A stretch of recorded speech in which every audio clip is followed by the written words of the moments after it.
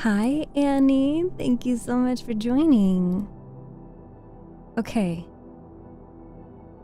The YouTube horizontal should be working now. Yes, it is. I see it. That chat is working now. Sorry for the technical problems. You can't be a streamer if you don't have tech problems.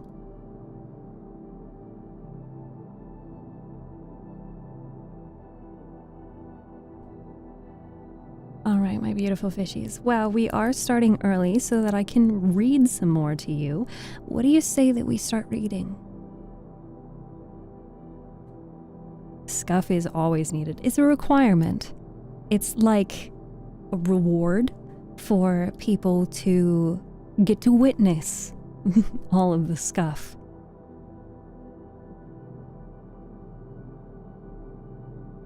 Okay. So we have YouTube chats working, TikTok chat is working, Twitch chat is working.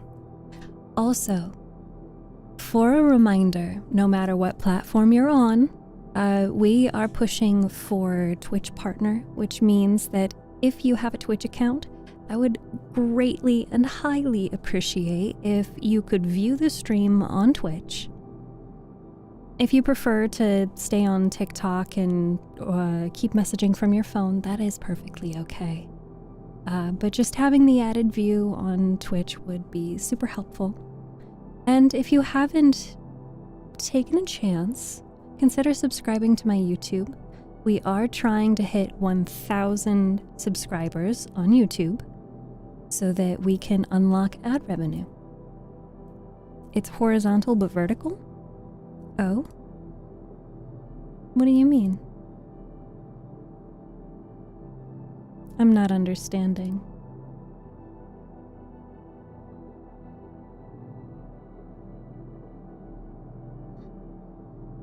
I refreshed. Yeah, I refreshed. Both YouTube streams are working for me. Hi, Hexinga. There you go, Samuel. Hi, Onsto. Welcome back. I want my second Vishy, of course. Partner doesn't look at subs yet.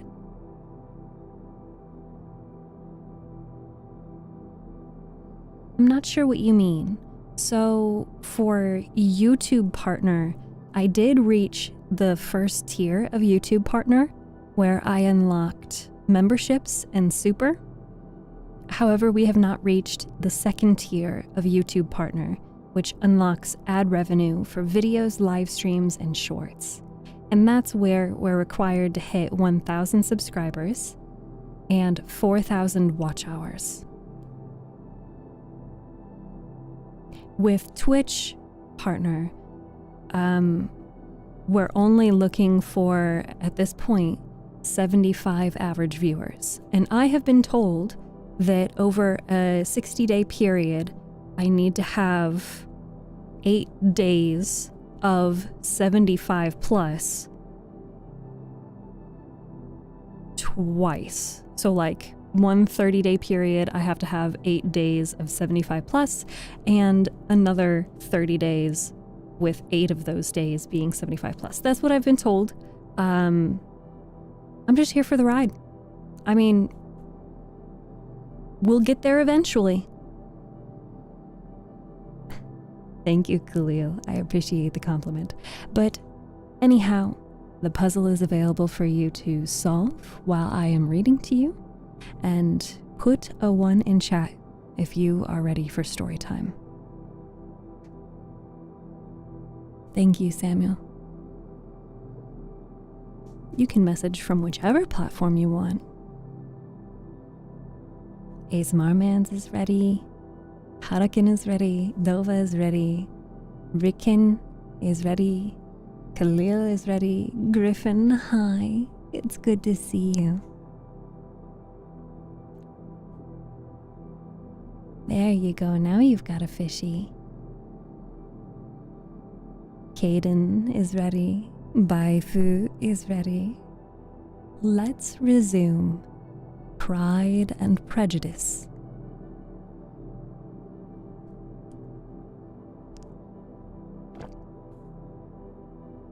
So many fishies already. I know, I love it. Hey Gigi, welcome back.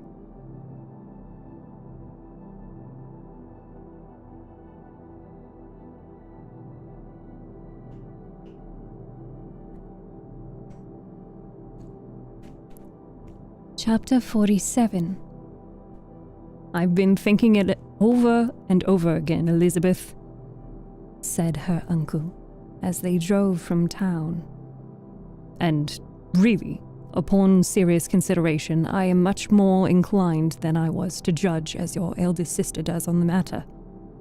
It appears to me so very unlikely that any young man should form such a design against a girl who is by no means unprotected or friendless, and who is actually staying in his colonel's family, that I am strongly inclined to hope the best. Could he expect that her friends would not step forward? Could he expect to be noticed again by the regiment after such an affront to Colonel Forster? His temptation is not adequate to the risk. Do you really think so?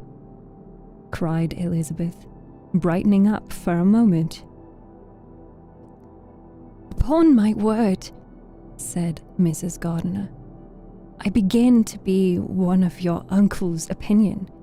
It is really too great a violation of decency, honor, and interest for him to be guilty of. I cannot think it so very ill of Wickham. Can you yourself, Lizzie, so wholly give him up as to believe him capable of it?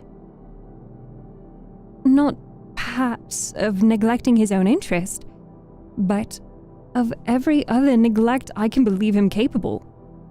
If indeed it should be so, but I dare not hope it. Why should they not go on to Scotland if that had been the case?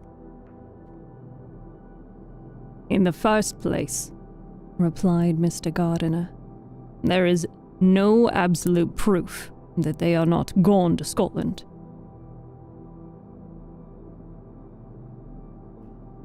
Oh, but their removing from the chaise into a hackney coach is such a presumption. And besides, no traces of them were to be found on Barnet Road. Well, then, supposing them to be in London, they may be there, though for the purpose of concealment, for no more exceptional purpose. It is not likely that money should be very abundant on either side, and it might strike them that they could be more economically, though less expeditiously, married in London than in Scotland. But why all this secrecy? Why all fear of detection? Why must their marriage be private? Oh, no, this is not likely. His most particular friend, you see by Jane's account, was persuaded of his never intending to marry her. Wickham will never marry a woman without some money. He cannot afford it. And what claims has Lydia? What attraction has she beyond youth, health, and good humor that could make him, for her sake, forego every chance of benefiting himself from marrying well? As to what restraint the apprehensions of disgrace in the corps might throw on a dishonorable elopement with her, I am not able to judge, for I know nothing of the effects that such a step might produce. But as to your other objection, I am afraid it will hardly hold good. Lydia has no brothers to step forward, and he might imagine from my father's behavior, from his indolence and the little attention he has ever seemed to give to what was going on in his family, that he would do little, and think as little about it as any father could in such a manner. But you can think Lydia is so lost to everything but love of him as to consent to live with him on any terms other than marriage? It does seem, and it is most shocking indeed, replied Elizabeth, with tears in her eyes. That a sister's sense of decency and virtue in such a point should admit of doubt. But really, I know not what to say. Perhaps I am not doing her justice, but she is very young. She has never been taught to think on serious subjects, and for the last half year, nay, for a 12-month, she has been given up to nothing but amusement and vanity. She has been allowed to dispose of her time in the most idle and frivolous manner, and to adopt any opinions that came her way. Since the Shah were first quartered in Meryton, nothing but love, flirtation, and officers have been in her head. She has been doing everything in her power by thinking and talking on the subject to give greater, what should I call it, susceptibility to her friends, to her feelings, which are naturally livened enough. And we all know that Wickham has every charm of person and address that can captivate a woman. But you see that Jane, said her aunt, does not think so very ill of Wickham as to believe him capable of the attempt. Of whom does Jane ever think ill? And who is there, whatever might be their former conduct, what she would think capable of such an attempt, till it were proved against them? Jane knows as well as I do what Wickham really is. We both know that he has been profligate in every sense of the word, and that he has neither integrity nor honor, that he is false, as deceitful as he is insinuating. And do you really know all this? Cried Mrs. Gardiner, whose curiosity as to the mode of her intelligence was all alive. I do indeed, replied Elizabeth, colouring. I told you the other day of his infamous behaviour to Mr. Darcy, and you yourself, when last at Longbourn, heard in what manner he spoke of the man who had behaved with such forbearance and liberality towards him. And there are other circumstances which I am not at liberty, which is not worthwhile to relate. But his lies about the whole Pemberley family are endless. From what he said of Miss Darcy, I was thoroughly prepared to see a proud, reserved, disagreeable girl. Yet he knew to the contrary himself. He must know that she was as amiable and unpretending as we have found her. But does Lydia know nothing of this? Can she be so ignorant of what you and James seem so well to understand? Yes! That is worst of all. Till I was in Kent and saw so much both of Mr. Darcy and his relation Colonel Fitzwilliam, I was ignorant of the truth myself. And when I returned home, the Shah was to leave Meryton in a fortnight's time. As that was the case, neither Jane, to whom I related the whole, nor I, thought it necessary to make our knowledge public, for of what use could it apparently be to anyone, that the good opinion which all the neighbourhood had of him should then be overthrown? And even when it was settled that Lydia should go with Mrs. Forster, the necessity of opening her eyes to his character never occurred to me. That she could be in any danger from the deception never entered my head. That such a consequence of this could ensue, you may easily believe, was far enough from my thoughts. When they all removed to Brighton, therefore, you had no reason, I suppose, to believe them fond of each other? Not in the slightest. I remember no symptom of affection on either side. And had anything of the kind been perceptible, you must be aware that ours is not a family on which it could be thrown away. When first he entered the corps, she was ready enough to admire him, but so we all were. Every girl or near Meryton was out of her senses about him for the first 2 months. But he never distinguished her by any particular attention, and consequently, after a moderate period of extravagant and wild admiration, her fancy for him gave way, and others of the regiment, who treated her with more distinction, again became her favourites.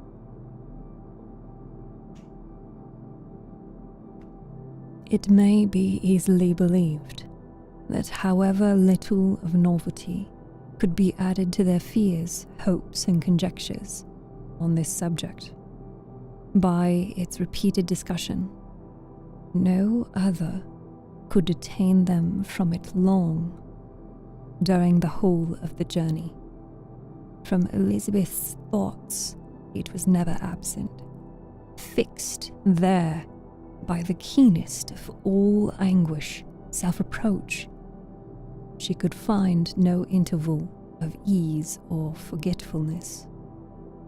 They travelled as expeditiously as possible, and, sleeping one night on the road, reached Longbourn by dinner time the next day. It was a comfort to Elizabeth to consider that Jane could not have been wearied by long expectations. The little gardeners, attracted by the sight of a chase, were standing on the steps of the house as they entered the paddock, and when the carriage drove up to the door, the joyful surprise that lighted up their faces and displayed itself over their whole bodies in a variety of capers and frisks was the first pleasing earnest of their welcome. Elizabeth jumped out and, after giving each of them a hasty kiss, hurried into the vestibule, where Jane, who came running down from her mother's apartment, immediately met her. Elizabeth, as she affectionately embraced her, whilst tears filled the eyes of both, lost not a moment in asking whether anything had been heard of the fugitives. "Not yet," replied Jane. "But now that my dear uncle is come, I hope everything will be well." "Is my father in town?" "Yes, he went on Tuesday, as I wrote you word." "And have you heard from him often?" "We have heard only twice. He wrote me a few lines on Wednesday to say that he had arrived safely, and to give me his directions, which I particularly begged him to do. He merely added that he should not write again till he had something of importance to mention." "And my mother? How is she? How are you all?" "My mother is tolerably well, I trust.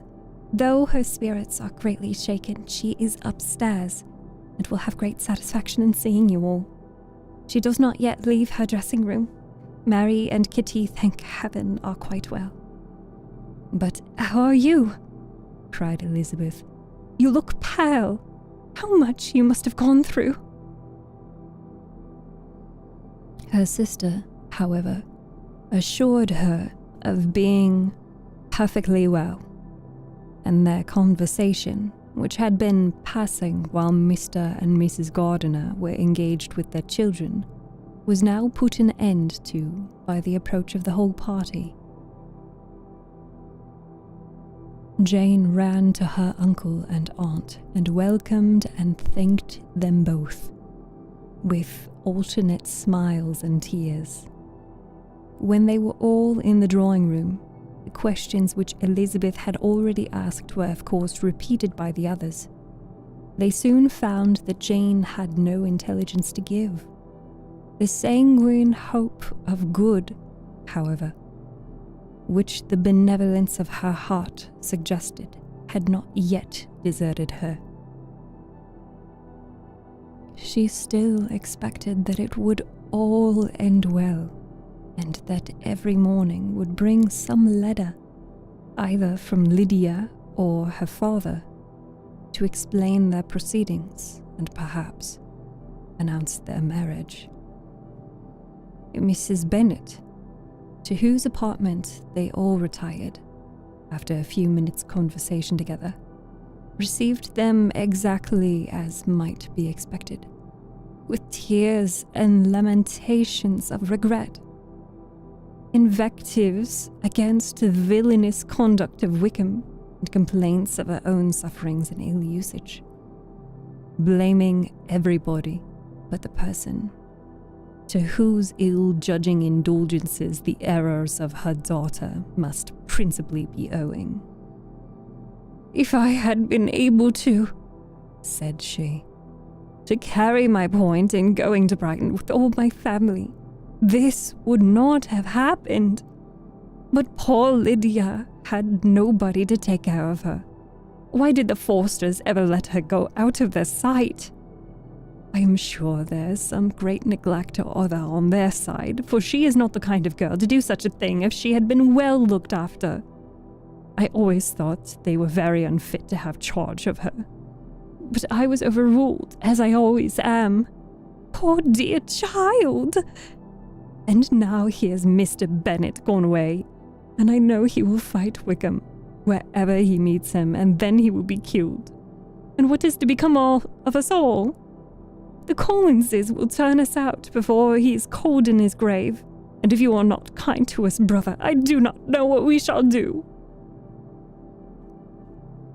They all exclaimed against such terrific ideas, and Mr. Gardiner, after general assurances of his affection for her and all her family, told her that he meant to be in London the very next day, and would assist Mr. Bennet in every endeavour of recovering Lydia.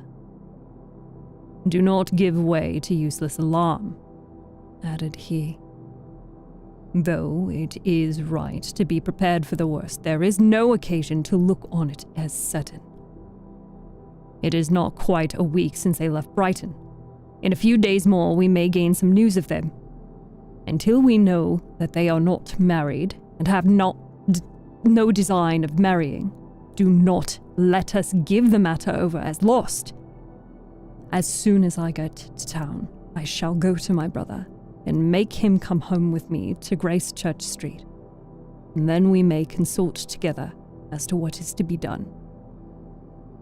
"Oh, my dear brother," replied Mrs. Bennet, "that is exactly what I wish most for. And now, when you get to town, find them out wherever they may be. And if they are not married already, make them marry. And as for wedding clothes, do not let them wait for that. But tell Lydia she shall have as much money as she chooses to buy them after they are married. And above all, keep Mr. Bennet from fighting. Tell him what a dreadful state I am in, that I am frightened out of my wits, and have such tremblings, such flutterings all over me, such spasms in my side and pains in my head, and such beatings at heart, that I can get no rest by night or day. And tell my dear Lydia not to give any direction about her clothes till she has seen me, for she does not know which are the best warehouses. Oh, brother, how kind you are! I know you will contrive it all."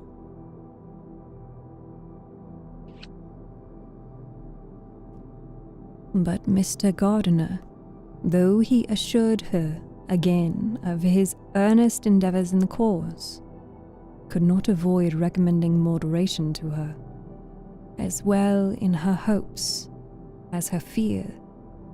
And after talking with her in this manner till dinner was on the table, they all left her to vent all her feelings on the housekeeper, who attended in the absence of her daughters. Though her brother and sister were persuaded that there was no real occasion for such a seclusion from the family, they did not attempt to oppose it, for they knew that she had not prudence enough to hold her tongue before the servants while they waited at the table, and judged it better than one only of the household, and the one whom they could most trust, should comprehend all her fears and solicitude on the subject. In the dining room, they were soon joined by Mary and Kitty, who had been too busily engaged in their separate apartments to make their appearance before. One came from her books, and the other from her toilette. The faces of both, however, were tolerably calm. No change was visible in either, except that the loss of her favourite sister, and the anger which she had herself incurred in this business, had given more of fretfulness than usual to the accents of Kitty. As for Mary, she was mistress enough of herself to whisper to Elizabeth, with a countenance of grave reflection, soon after they were seated at table. "This is a most unfortunate affair, and will probably be much talked of, but we must stem the tide of malice and pour into the wounded bosoms of each other the balm of sisterly consolation." Then, perceiving in Elizabeth no inclination of replying, she added, "Unhappy as the event must be for Lydia, we may draw from it this useful lesson. The loss of virtue in a female is irretrievable, that one false step involves her in endless ruin, that her reputation is no less brittle than it is beautiful, that she cannot be too much guarded in her behaviour towards the undeserving of the other sex." Elizabeth lifted her eyes in amazement, but was too much oppressed to make any reply. Mary, however, continued to console herself with such kind of moral extrications from the evil before them. In the afternoon, the two elder Miss Bennets were able to be, for half an hour, by themselves, and Elizabeth instantly availed herself of the opportunity of making any inquiries, which Jane was equally eager to satisfy. After joining in general lamentations over the dreadful sequel of this event, which Elizabeth considered as all but certain, and Miss Bennet could not assert to be wholly impossible, the former continued the subject by saying, "But tell me all and everything about it, which I have not already heard. Give me the further particulars. What did Colonel Forster say? Had they no apprehension of anything before the elopement took place? Must they have seen them together forever?" Colonel Forster did own that he had often suspected some partiality, especially on Lydia's side, but nothing to give him any alarm. "I am so grieved for him. His behaviour was attentive and kind to the utmost. He was coming to us in order to assure us of his concern, before he had any idea of their not being gone to Scotland. When that apprehension first got abroad, it hastened his journey." "And was Denny convinced that Wickham would not marry? Did he know of their intending to go off? Had Colonel Forster seen Denny himself?"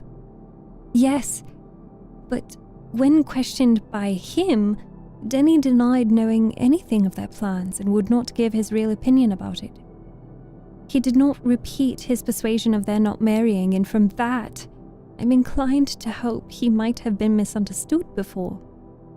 And till Colonel Forster came himself, not one of you entertained a doubt, I suppose, of their being really married?"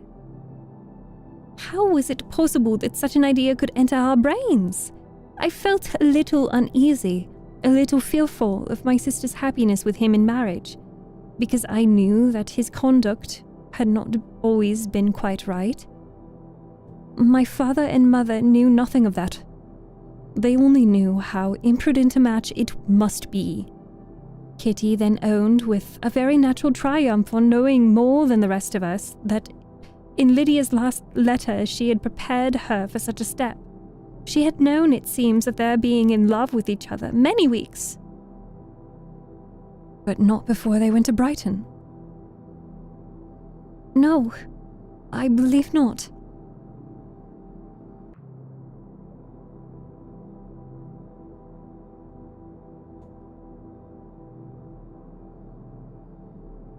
Okay, new puzzle. There you go. My sweet little puzzlers. Hi, Crimson. Let me update. Puzzle. Puzzle. Done.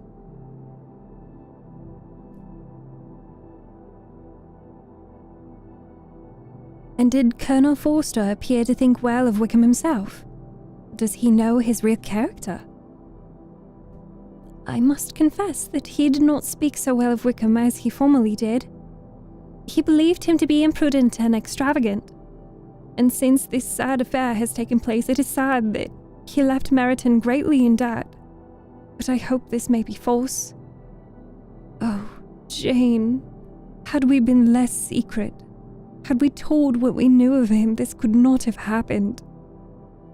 Perhaps it would have been better, replied her sister.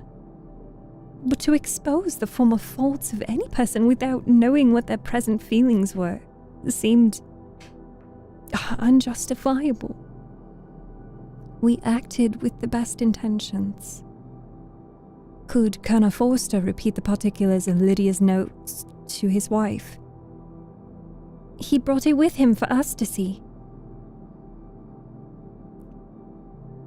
Jane then took from her pocketbook and gave it to Elizabeth.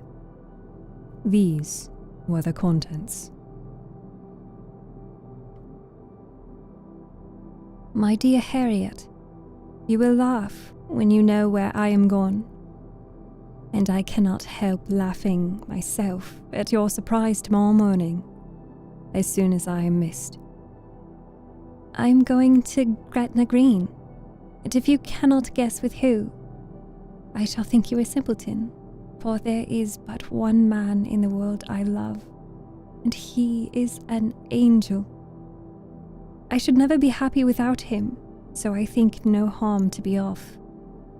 You need not send them word at Longbourn of my going if you do not like it, for it will make the surprise greater. When I write to them and sign my name Lydia Wickham. What a good joke it will be! I can hardly write for laughing. Pray, make my excuses to Pratt for not keeping my engagement and dancing with him tonight. Tell him I hope he will excuse me when he knows it all, and tell him I will dance with him at the next ball we meet with great pleasure. I shall send for my clothes when I get to Longbourn, but I wish you would tell Sally to mend a great slit in my worked muslin gown before they are packed up. Goodbye. Give my love to Colonel Forster. I hope you will drink to our good journey. Your affectionate friend, Lydia Bennet. Oh, thoughtless Lydia! Cried Elizabeth when she had finished it. What a letter is this to be written on such a moment! But at least it shows that she was serious on the subject of their journey.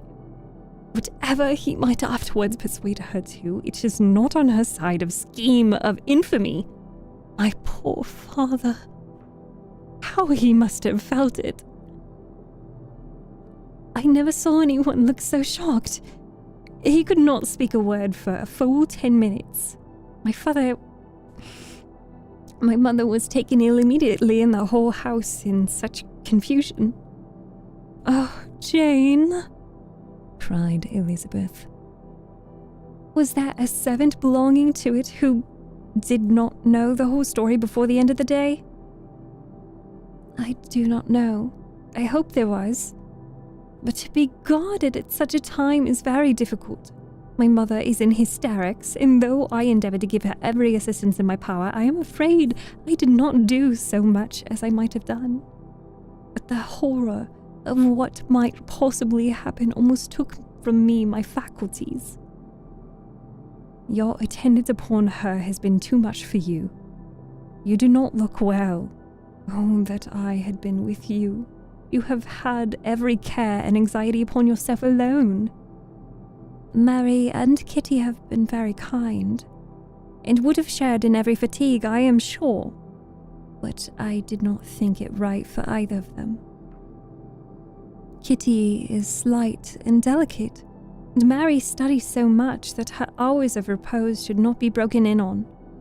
My Aunt Phillips came to Longbourn on Tuesday after my father went away, and was so good as to stay till Thursday with me. She was of great use and comfort us all. Lady Lucas has been very kind.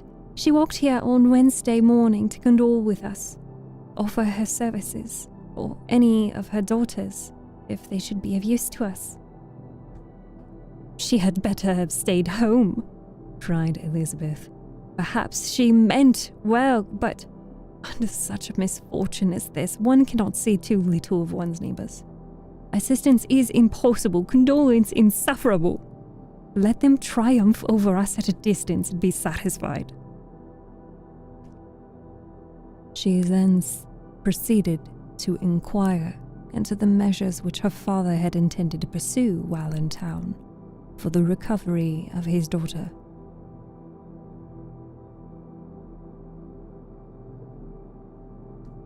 He meant, I believe, replied Jane, to go to Epsom, the place where they last change horses, see the postilions, and try if anything can be made out from them.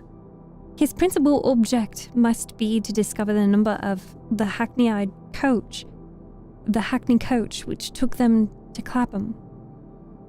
It had come with a fare from London, and as he thought the circumstance of a gentleman and a lady's removing from one carriage into another might be remarked, he meant to make inquiries at Clapham.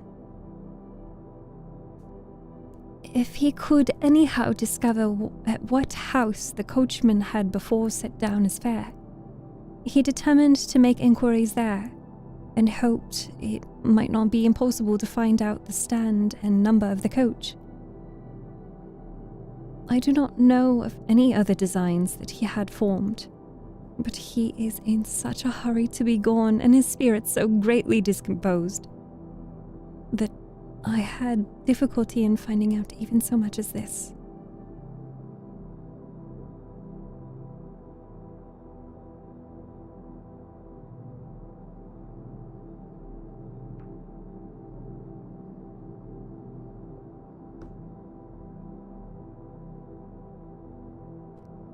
That is the end of chapter 47. Welcome to our new viewers. Welcome, welcome. If you don't know me, my name is Steph, and I read books and stories on stream. If you are not currently watching on Twitch, I highly recommend you make the jump over to Twitch. You can get a fishy if you send a message in chat. You have more command functionality. And we are actually pushing for Twitch partners, so the added view, if Twitch is a available platform to you, would greatly help us reach this goal. I hope you are enjoying the reading so far. Josh, hello, welcome. Wycon, it is good to see you, and hello Crimson. Angamon-chan, thank you so much for the gift. Thank you. Muchas gracias. You're welcome. I'm gonna take a drink of water.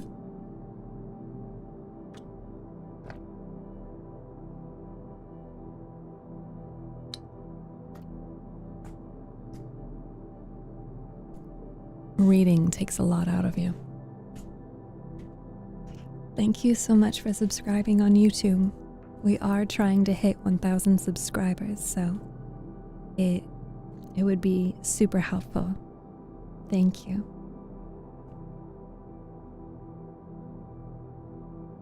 All right, fishies. Let's get back into it. What's for dinner tonight? Probably soup from the freezer. We're gonna switch camera angles and perhaps turn off the light. There we go.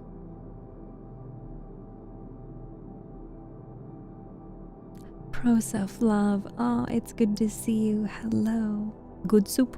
Good soup. Mama made it. StephTsu made the soup.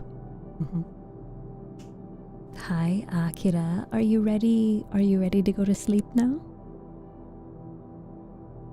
I missed you so much, Prosafov. I was actually... Good soup. Good soup. Yes, good soup. I was actually gonna send you... I was thinking about sending you a message today, Pro-Self-Love, and be like, hey, how are you? I just wanted to check in. But normally, I'm a big stickler about asking people for permission to send them a message. Always do that, by the way. Your son... I'm sub-bathing phone. You're sunbathing and your phone is at 30%. I think that's what you're saying. Akira, am I late? Only a little bit. 50 minutes. Okay. I read.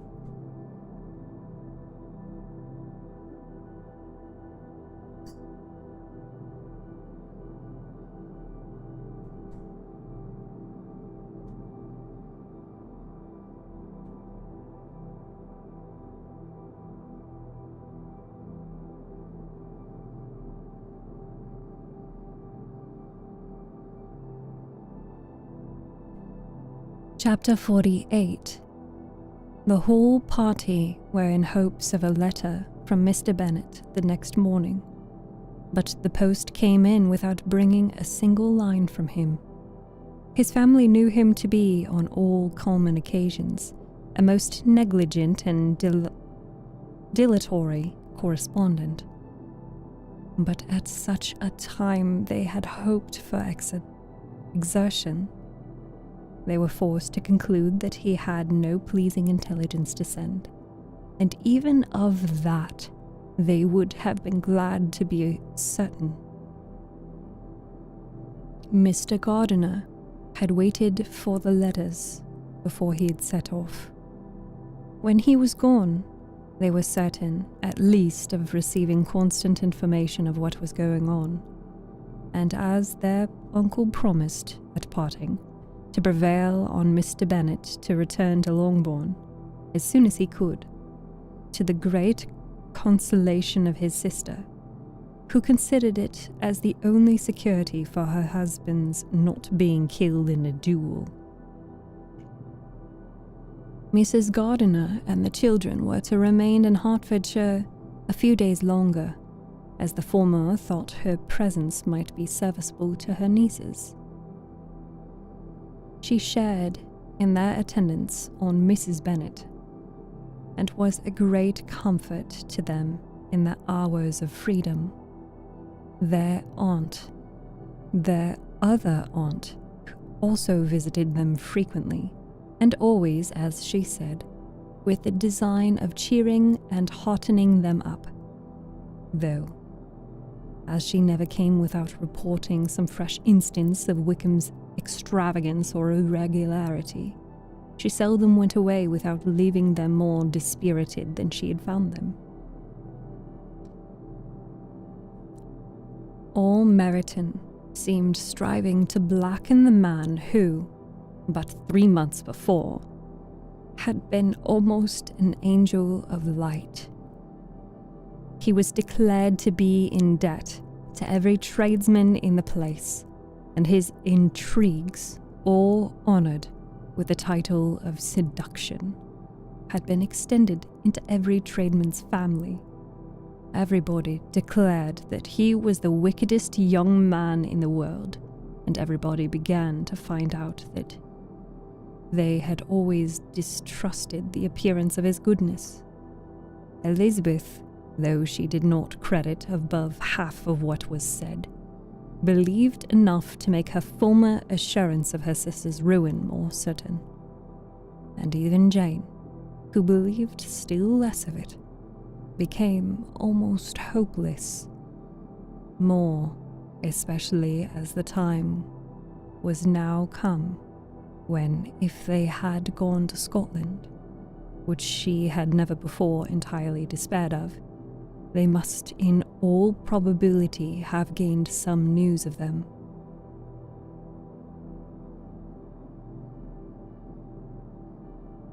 Mr. Gardiner left Longbourn on Sunday. On Tuesday, his wife received a letter from him. It told them that, on his arrival, he had immediately found his brother and persuaded him to come to Gracechurch Street. That Mr. Bennet had been to Epsom and Clapham before his arrival and without gaining any satisfactory information, and that he was now determined to inquire at all the principal hotels in town, as Mr. Bennet thought it possible they might have gone to one of them on their first coming to London, before they procured lodgings. Mr. Gardiner himself did not expect any success from this measure, but as his brother was eager in it, he meant to assist him in pursuing it. He added that Mr. Bennet seemed wholly disinclined at present to leave London, and promised to write again very soon. There is also a postscript to this effect.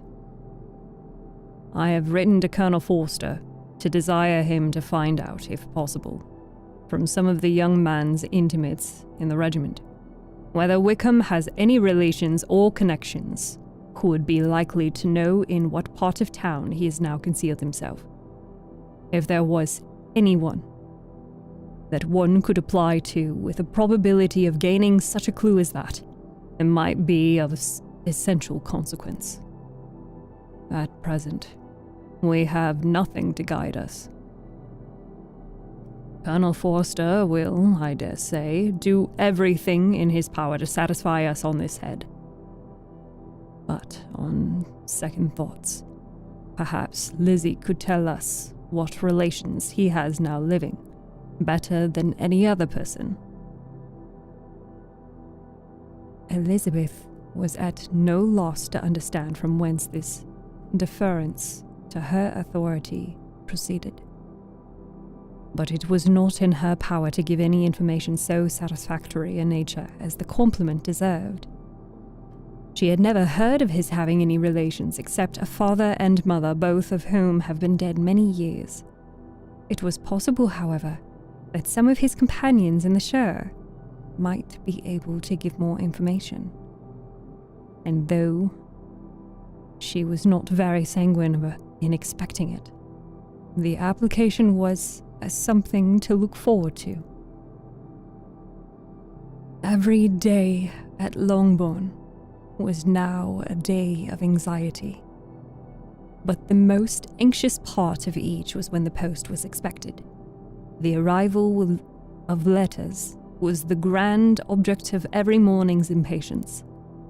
Through letters, whatever of good or bad was to be told would be communicated, and every succeeding day was expected to bring some news of importance.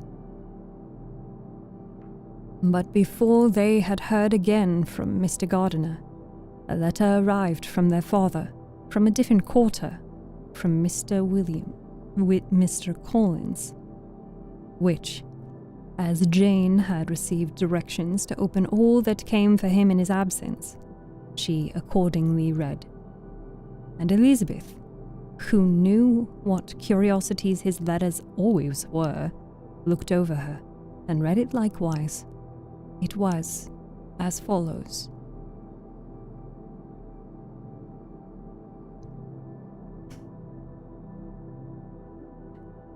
My dear sir, I feel myself called upon by our relationship and my situation in life to condole with you on the grievous affliction you are now suffering under, of which we yesterday informed by a letter from Hertfordshire. Be assured, my dear sir, that Mrs. Collins and myself sincerely sympathize with you and your respectable family in your present distress, which must be of the bitterest kind, but proceeding from a cause which no time can remove. No arguments shall be wanting on my part that can alleviate so severe a misfortune, or that may comfort you, under a circumstance that must be of all others the most afflicting to a parent's mind, the death of your daughter, would have been a blessing in comparison of this.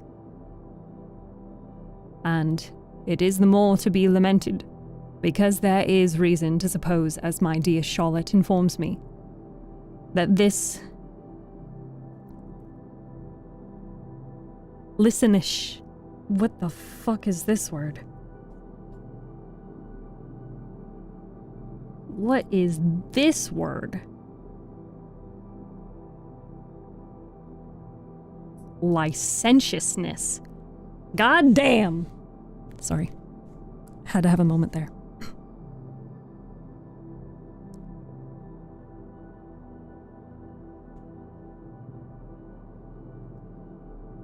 And it is the more lamented. I said that wrong too. And it is the more to be lamented, because there is reason to suppose, my dear Charlotte informs me,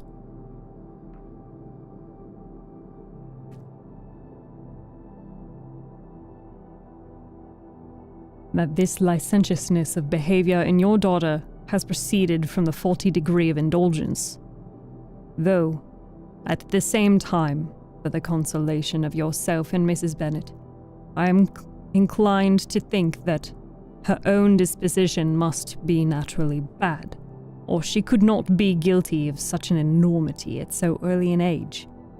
However that may be, you are grievously to be pitied, in which opinion I am not only joined by Mrs. Collins, but likewise by Lady Catherine and her daughter, to whom I have related the affair. They agree with me in apprehending that this false step in one daughter will be injurious to the fortunes of all the others, for who, as Lady Catherine herself condescendingly says, will connect themselves with such a family. And this consideration leads me moreover to reflect with augmented satisfaction on a certain event of last November. For had it been otherwise, I must have been involved in all your sorrow and disgrace. Let me advise you, dear sir, to console yourself as much as possible, to throw off your unworthy child from your affection forever, and leave her to reap the fruits of her own heinous offense. I am, dear sir, etc., etc.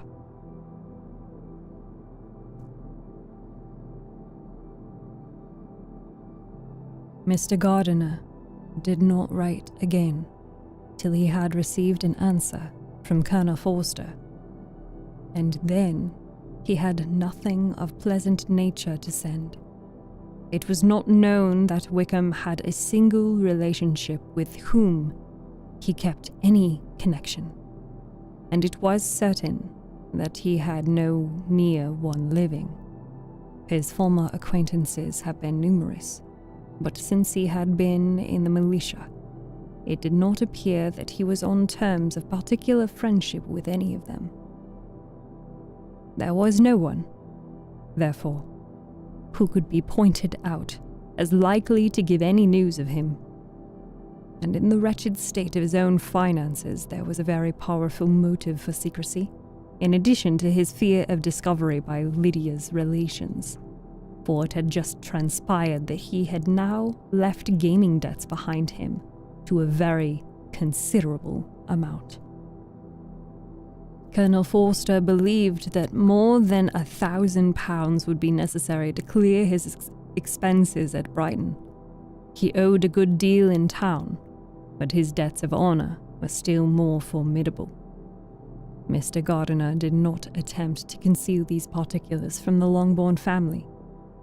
Jane heard them with horror. "A gamester!" she cried. "This is wholly unexpected. I had not an idea of it." Mr. Gardiner added in his letter that they might expect to see their father at home on the following day, which was Saturday. Rendered spiritless by the ill success of their endeavours, he had yielded to his brother-in-law's entreaty that he would return to his family, and leave it to him to do whatever occasion might suggest to be advisable for continuing their pursuit. When Mrs. Bennet was told of this, she did not express so much satisfaction as her children expected, considering what her anxiety for his life had been before. "What, is he coming home with poor Lydia?" Without poor Lydia? She cried. Sure, he will not leave London before he has found them. Who is to fight Wickham and make him marry her if he comes away? As Mrs. Gardiner began to wish to be at home, it was settled that she and the children should go to London, at the same time that Mr. Bennet came from it. The coach, therefore, took them the first stage of their journey, and brought its master back to London, back to Longbourn. Mrs. Gardiner went away in all the perplexity about Elizabeth and her Derbyshire friend that had attended her from that part of the world. His name had never been voluntarily mentioned before them by her niece, and the kind of half-expectation which Mrs. Gardiner had formed of their being followed by a letter from him had ended in nothing. Elizabeth had received none since her return that could come from Pemberley.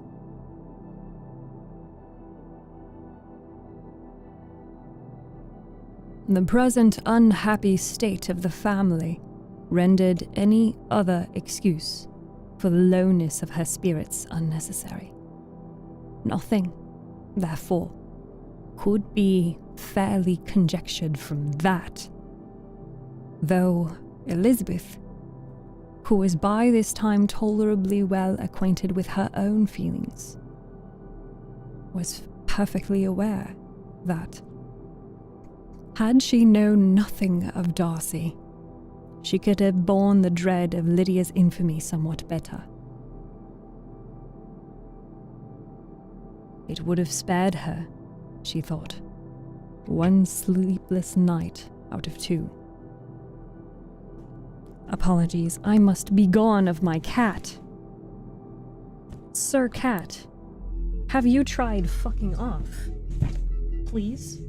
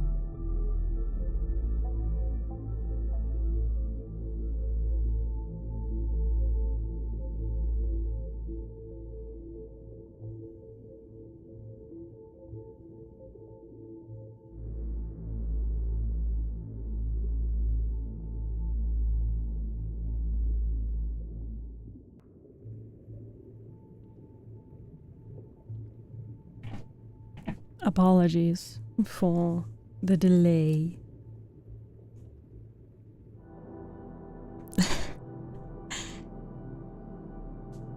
I don't remember this text in the book. What do you mean? It's there. It's normal. No, it's not the book that's making me cuss, it's my cat.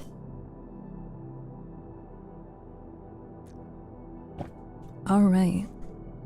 Apologies for the disruption. We continue reading.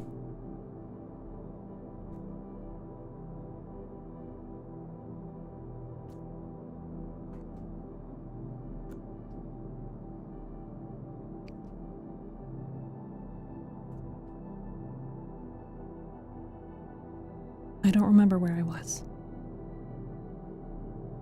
Happy, unhappy state of the family. Okay. Yep, I remember.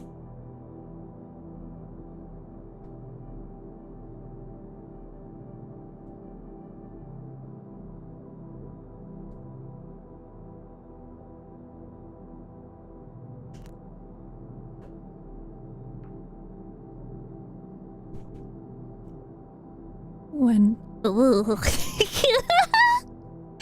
I'm sorry, I'm so sorry, my voice. My voice did something.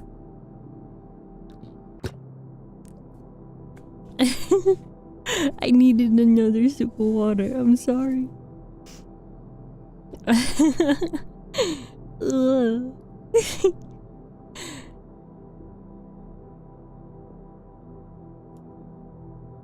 Don't worry about me. I am just a goofy goober.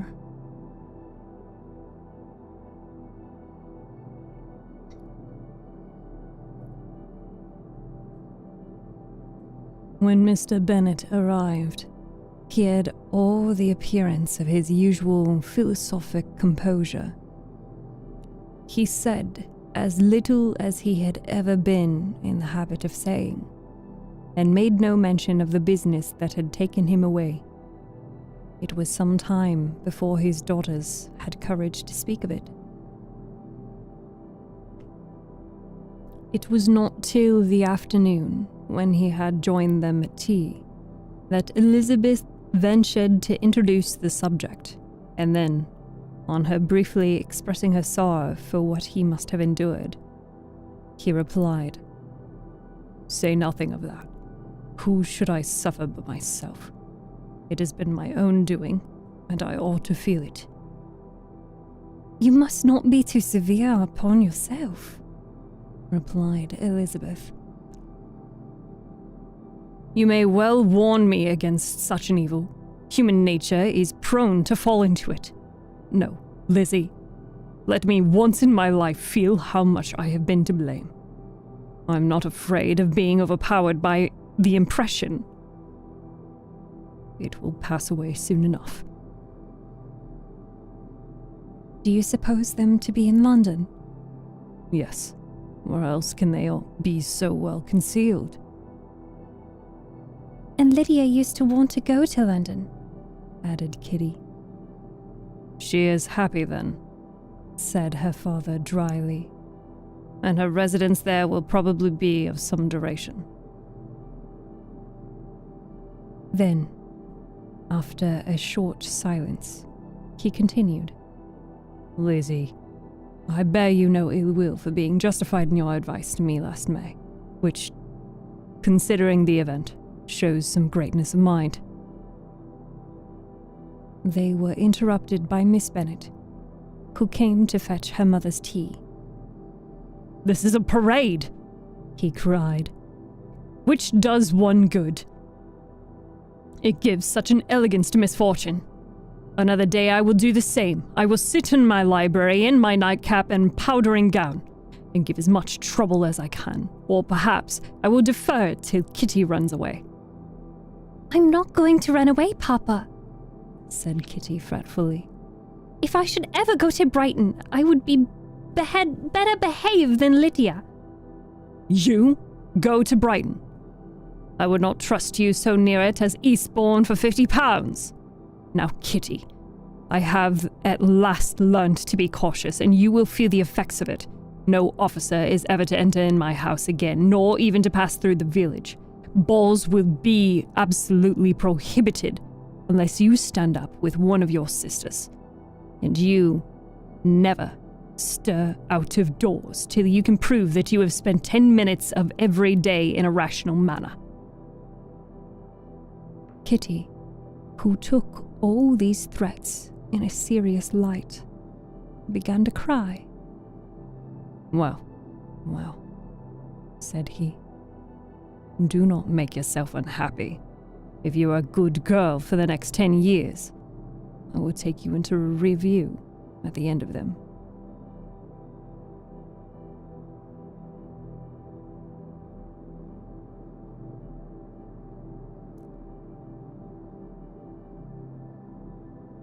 Chapter 49. 2 days after Mr. Bennet's return, as Jane and Elizabeth were walking together in the shrubbery behind the house, they saw the housekeeper coming towards them, and, concluding that she came to call them to their mother, went forward to meet her. But instead of the expected summons, when they approached her, she said to Miss Bennet, "I beg your pardon, ma'am, for interrupting you, but I was in hopes you might have got some good news from town, so I took the liberty of coming to ask." "What do you mean, Miss Hill?" "We've heard nothing from town." "Dear madam," cried Mrs. Hill in great astonishment. "Don't you know there is an express come for Master from Mr. Gardiner? He has been here this half hour, and Master has had a letter." Away ran the girls, too eager to get in to have time for speech. They ran through the vestibule into the breakfast room, from thence to the library. Their father was in neither, and they were on the point of seeking him upstairs with their mother when they met with the butler, who said, "If you are looking for my master, ma'am, he is walking towards the little copse." Upon this information, they instantly passed through the hall once more and ran across the lawn after their father, who was deliberately pursuing his way toward a small wood on one side of the paddock. Jane, who was not so light nor so much in the habit of running as Elizabeth, soon lagged behind, while her sister, panting for breath, came up with him and eagerly cried out, "Oh, Papa, what is the news? What news? Have you heard from my uncle?" "Yes. I have had a letter from him by express."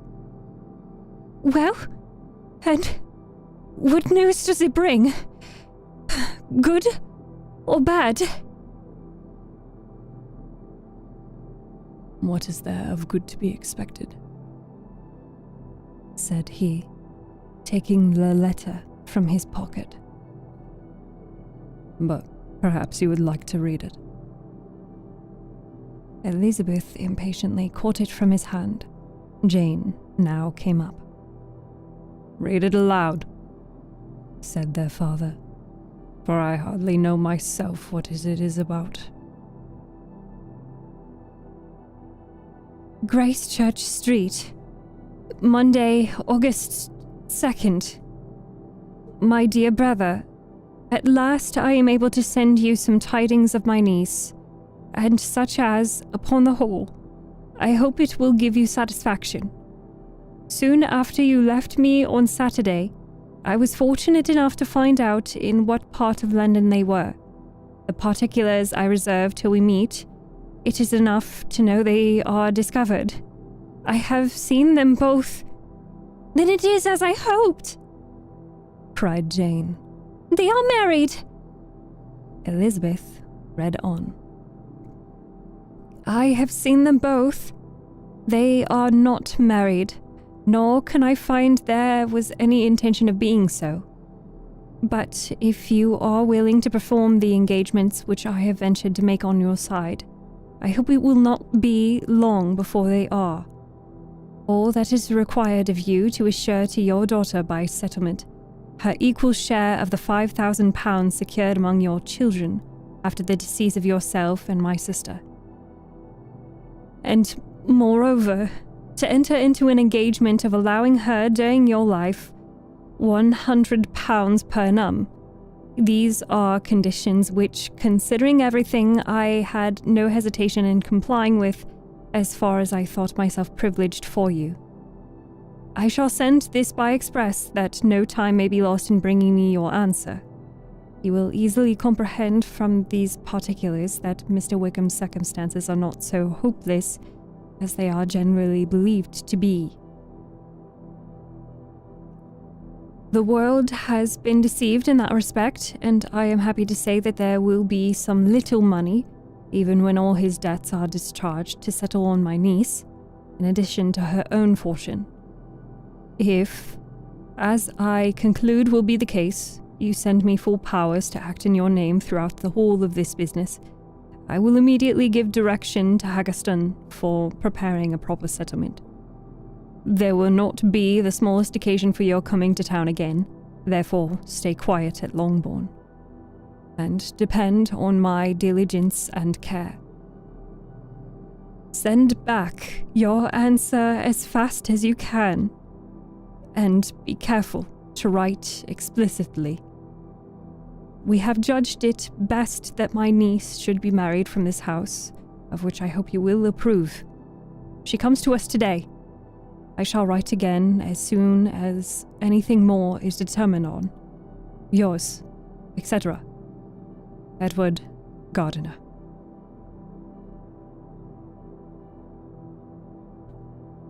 Is it possible? Cried Elizabeth when she had finished.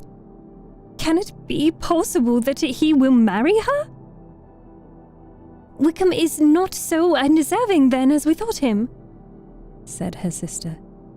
My dear father, I congratulate you. And have you answered the letter? Cried Elizabeth.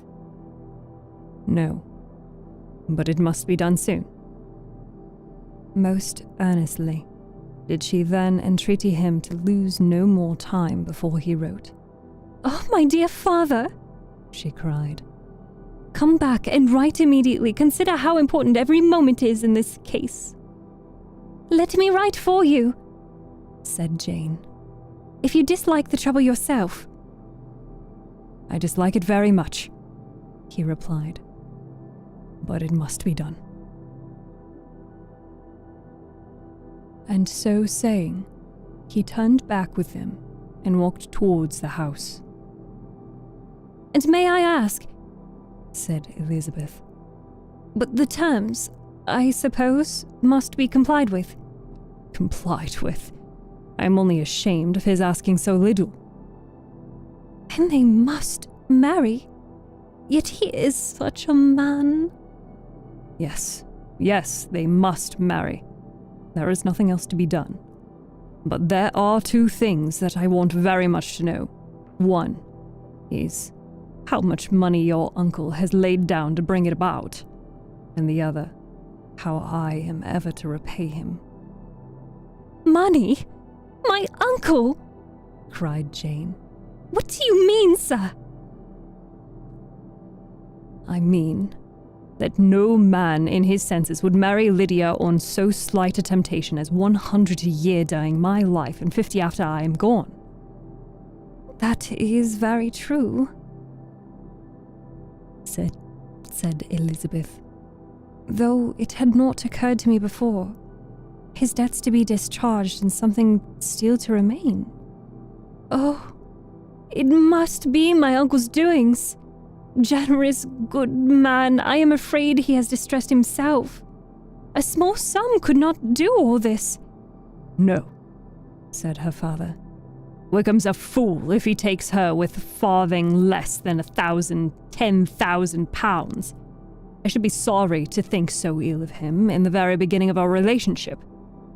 £10,000? Heaven forbid, how is half such a sum to be repaid? Mr. Bennet made no answer, and each of them, deep in thought, continued silent as they reached the house. Their father went on to the library to write, and the girls walked into the breakfast room. "And they really are to be married?" cried Elizabeth as soon as they were by themselves. "How strange is this! And for this we are to be thankful. That they should marry, small as is their chance of happiness and wretched as is his character, we are forced to rejoice. Oh, Lydia!" "I comfort myself with thinking," replied Jane, "that he certainly would not marry Lydia if he had not a real regard for her. Though our kind uncle has done something towards clearing him, I cannot believe that £10,000, or anything like it, has been advanced. Has he children of his own, or maybe have more? How could he spare half £10,000? If he were ever able to learn what Wickham's debts have been," said Elizabeth, "and how much is settled on his side on our sister, we shall exactly know what Mr. Gardiner has done for them, because Wickham has not sixpence of his own. The kindness of my uncle and aunt can never be requited.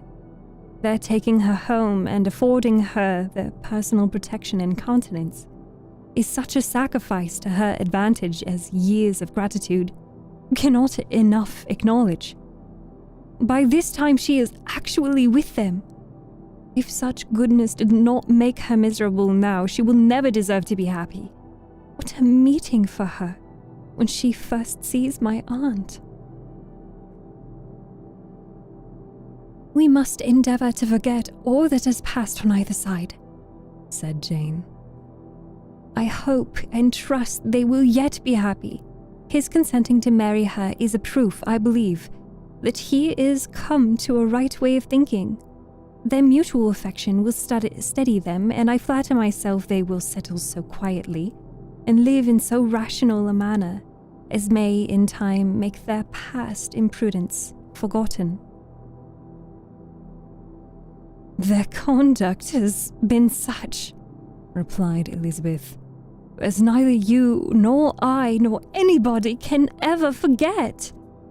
It is useless to talk of it."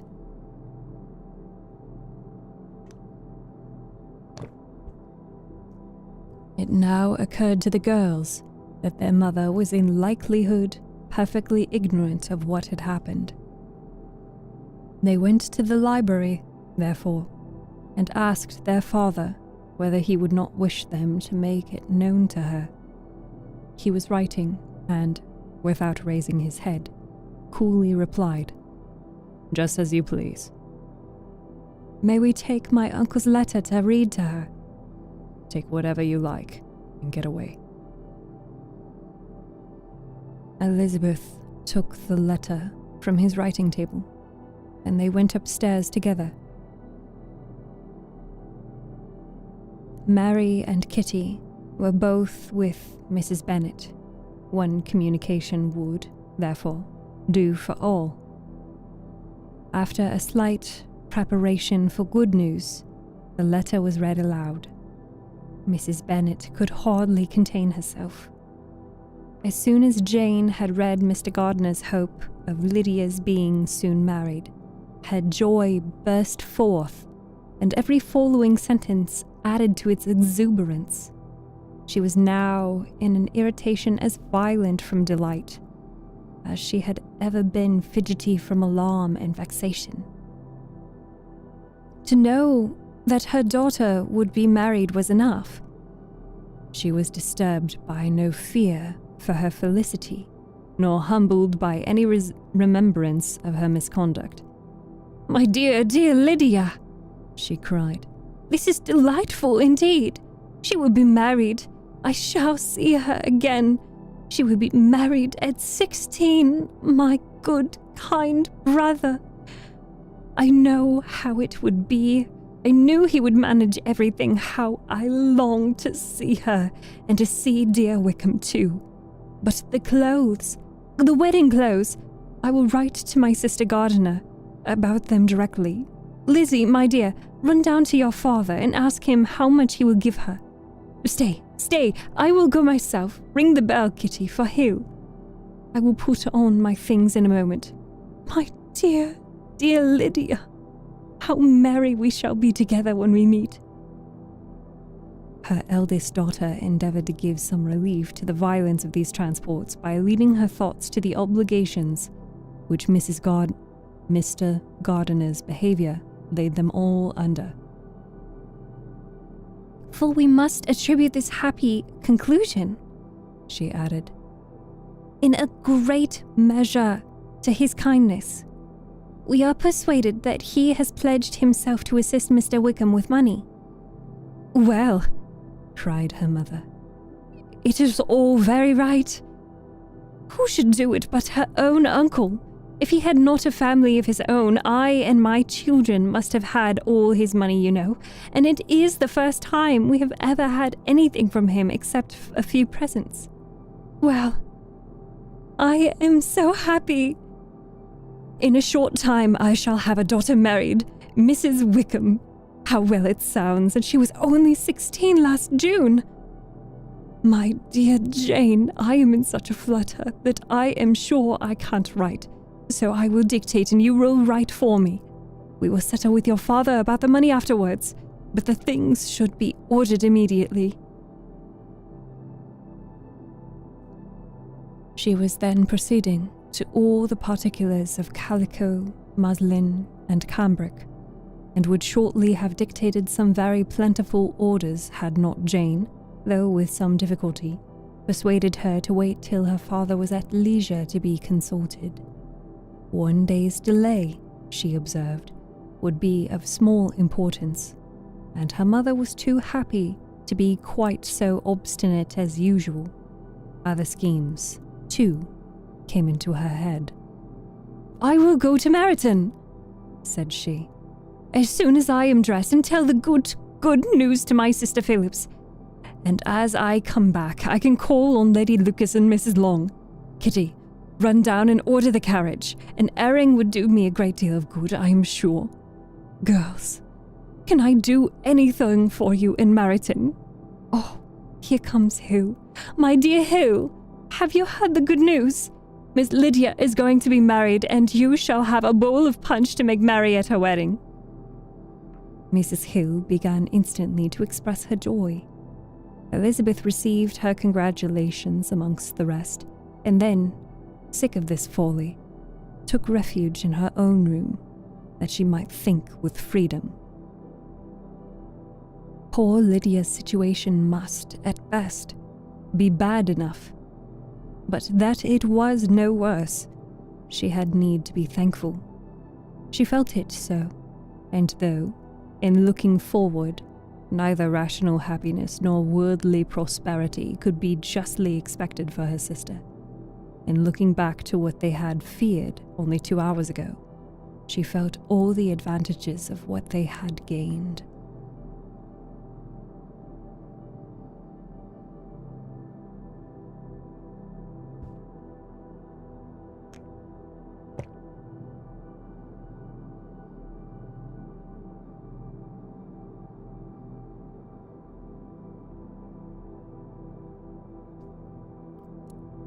Chapter 50. Mr. Bennet had very often wished before this period of his life that instead of spending his whole income, he had laid by an annum sum for the better provision of his children and of his wife if she survived him. He now wished it more than ever. Had he done his duty in that respect, Lydia need not have been indebted to her uncle for whatever of honor or credit could now be purchased for her. The satisfaction of prevailing on one of the most worthless young men in Great Britain to be her husband might then have rested in its proper place. He was seriously concerned that a cause of so little advantage to anyone should be forwarded at the sole expense of his brother-in-law, and he was determined, if possible, to find out the extent of his assistance and to discharge the obligation as soon as he could.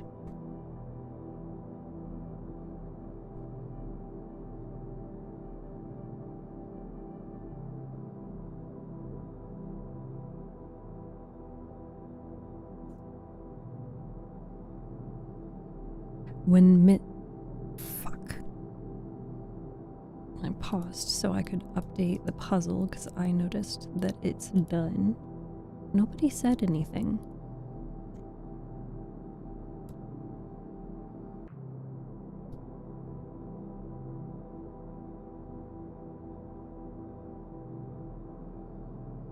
And pin puzzle.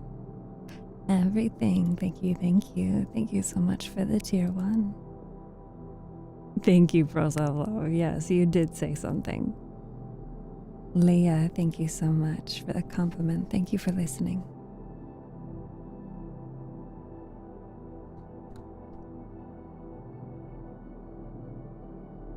When first Mr. Bennet had married, economy was held to be perfectly useless, for, of course, they were to have a son.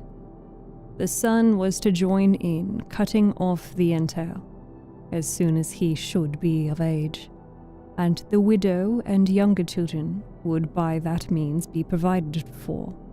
5 daughters successively entered the world, but yet the son was to come. And Mrs. Bennet, for many years after Lydia's birth, had been certain that he would. This event had at last been despaired of, but it was then too late to be saving.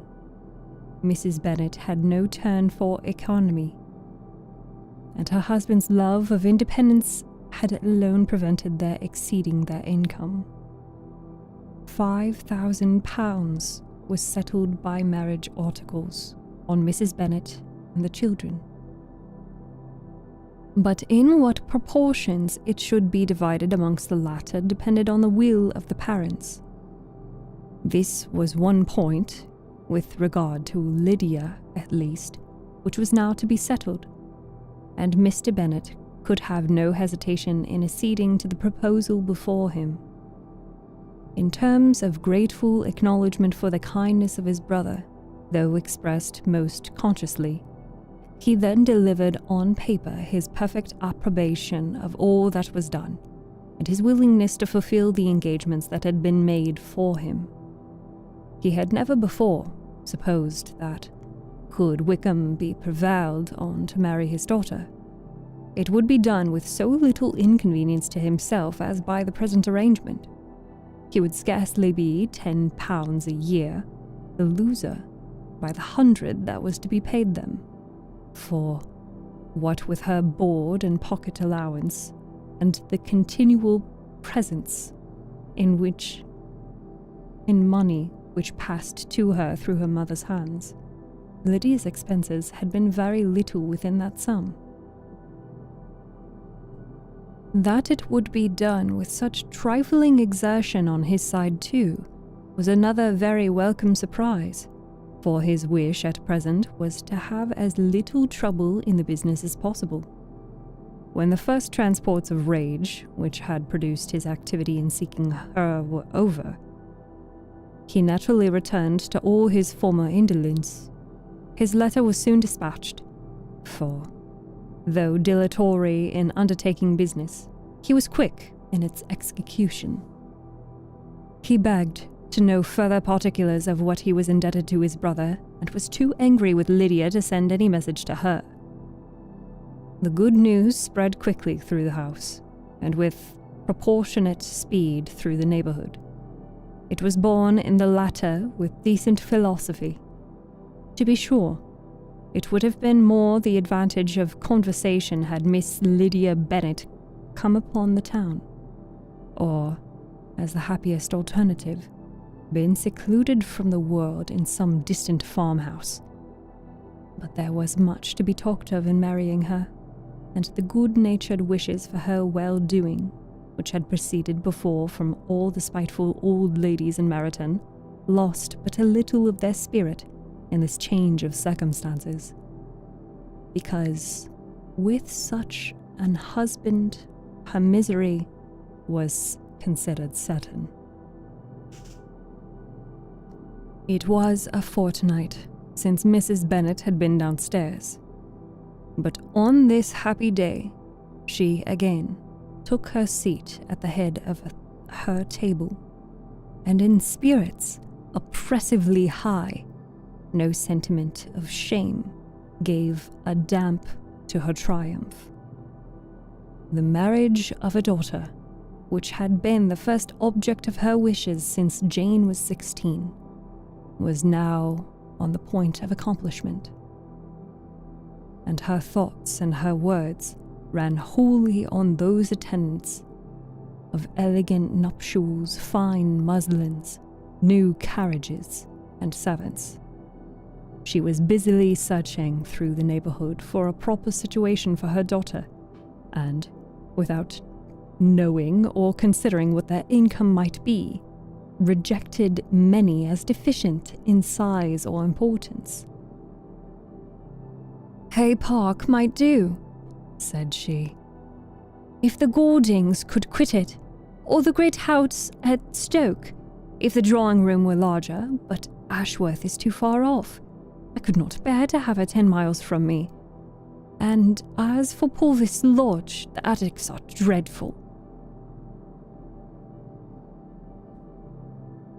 Her husband allowed her to talk on without interruption while the servants remained, but when they had withdrawn, he said to her, "Mrs. Bennet, before you take any and all of these houses for your son and daughter, let us come to a right understanding. Into one house in this neighborhood they shall never have admittance. I will not encourage the impudence of either by receiving them at Longbourn." A long dispute followed this declaration, but Mr. Bennet was firm.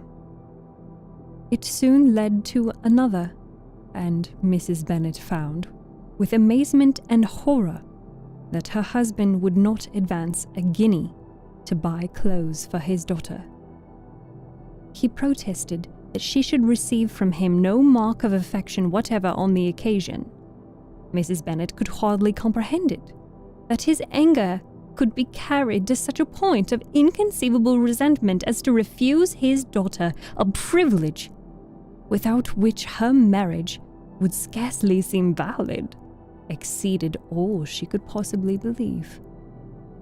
She was more alive to the disgrace which her want of new clothes must reflect on her daughter's nuptials than to any sense of shame at her eloping and living with Wickham a fortnight before they took place.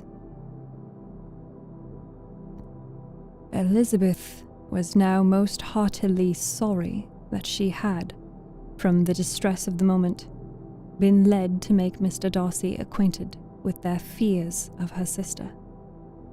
For since her marriage would so shortly give the proper termination to the elopement, they would hope to conceal its unfavorable beginning from all those who were not immediately on the spot. She had no fear of its spreading farther through his means. There were few people on whose secrecy she would have more confidently depended, but at the same time, there was no one whose knowledge of her sister's frailty would have mortified her so much. Not, however, from any fear of disadvantage from it individually to herself, for, at any rate, there seemed a gulf impassable between them. Had Lydia's marriage been concluded on the most honourable terms, it was not to be supposed that Mr. Darcy would connect himself with a family where, to every other objection, would now be added an alliance and relationship of the nearest kind with a man whom he so justly scorned. From such a connection, she could not wonder that he would shrink. The wish of procuring her regard, which she had assured herself of his feeling in Derbyshire, could not in rational expectation survive such a blow as this. She was humbled. She was grieved. She repented, though she hardly knew of what. She became jealous of his esteem when she could no longer hope to be benefited by it. She wanted to hear of him when there seemed the least chance of gaining intelligence. She was convinced that she could have been happy with him when it was no longer likely that they should meet. What a triumph for him, as she often thought. Could he know that the proposals which she had proudly spurned only 4 months ago would now have been most gladly and gratefully received? He was as generous, she doubted not, as the most generous of his sex. But while he was mortal, there must be a triumph.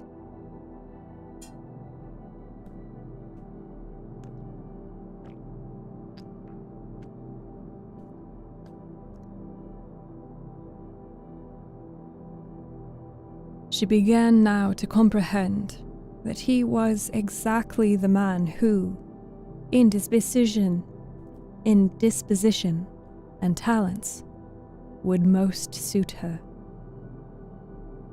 His understanding and temper, though unlike her own, would have answered all her wishes. It was a union that must have been to the advantage of both. By her ease and liveliness, his mind must have been softened, his manners improved, and from his judgment, information, and knowledge of the world, she must have received benefit of greater importance. But no such happy marriage could now teach the admiring multitude what connubial felicity really was. A union of a different tendency, a precluding the possibility of the other, was soon to be formed in their family. How Wickham and Lydia were to be supported in tolerable independence she could not imagine. But how little of permanent happiness could belong to a couple who were only brought together because their passions were stronger than their virtue, she could easily conjecture. Mr. Gardiner soon wrote again to his brother. To Mr. Bennet's acknowledgments, he briefly replied, with assurances of his eagerness to promote the welfare of any of his family, and concluded with entreaties that the subject might never be mentioned to him again. The principal purport of his letter was to inform them that Mr. Wickham had resolved on quitting the militia. It was greatly my wish that he should do so, he added, as soon as his marriage was fixed on, and I think he will agree with me in considering the removal from that corps as highly advisable, both on his account and my niece's. It is Mr. Wickham's intention to go into the regulars, and among his former friends, there are still some who are able and willing to assist him in the army. He has now the promise of an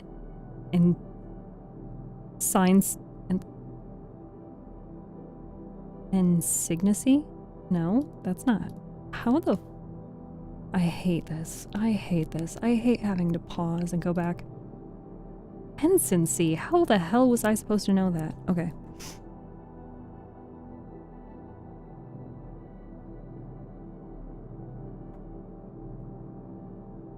He has the promise of an ensigncy in General's regiment, now quartered in the north. It is an advantage to have it so far from this part of the kingdom. He promises fairly, and I hope among different people, where they may each have a character to preserve. They will both be more prudent. I have written to Colonel Forster to inform him of our present arrangements and to request that he will satisfy the various creditors of Mr. Wickham in and near Brighton with assurances of speedy payment, for which I have pledged myself. And will you give yourself the trouble of carrying similar assurances to his creditors in Meryton, of whom I shall subjoin a list according to his information? He has given in all his debts. I hope at least he has not deceived us. Haggerston has our directions, and all will be completed in a week. They will then join his regiment, unless they are first invited to Longbourn. And I understand from Mrs. Gardiner that my niece is very desirous of seeing you all before she leaves the south. She is well, and begs to be dutifully remembered to you and her mother. Yours, etc. E. Gardiner. Mr. Bennet and his daughters saw all the advantages of Wickham's removal from the shire as clearly as Mr. Gardiner could do, but Mrs. Bennet was not so well pleased with it. Lydia's being settled in the north, just when she had expected most pleasure and pride in her company, for she had by no means given up her plan for their residing in Hertfordshire, was a severe disappointment. And, besides, it was such a pity that Lydia should be taken from a regiment where she was acquainted with everybody, and had so many favourites. "She is so fond of Mrs. Forster," said she. "It will be quite shocking to send her away. And there are several of the young men, too, that she likes very much. The officers may not be so pleasant in General's regiment." His daughter's request, for such it might be considered, of being admitted to her family again before she set off for the north, received at first an absolute negative.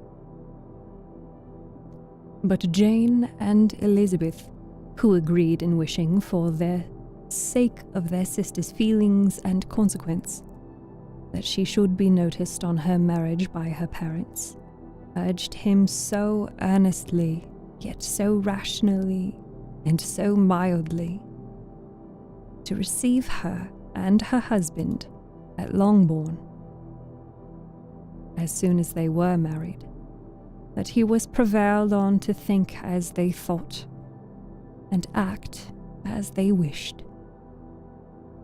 And their mother had the satisfaction of knowing that she would be able to show her married daughter in the neighbourhood before she was banished to the north. When Mr. Bennet wrote again to his brother, therefore, he sent his permission for them to come, and it was settled that as soon as the ceremony was over, they should proceed to Longbourn. Elizabeth was surprised, however, that Wickham should consent to such a scene, and had she consulted only her own inclination, any meeting with him would have been the last object of her wishes.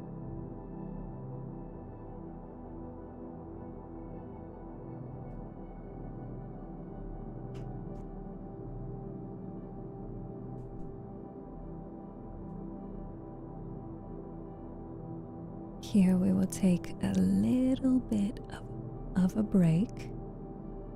Okay. Hi. Welcome to our new chatters. Welcome to our new viewers. If you are new here, my name is Steph, and I read books and stories on stream. If you are not watching on Twitch, I highly recommend and would greatly appreciate if you were to join us on twitch.tv/StephTsu.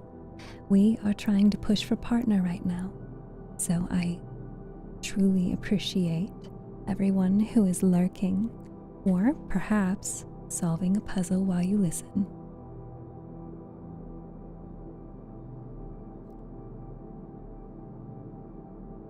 Soon? What do you mean, clap? The voice? Do you like the voice? Oh, Evan had asked on TikTok what I'm reading. I think they're gone by now.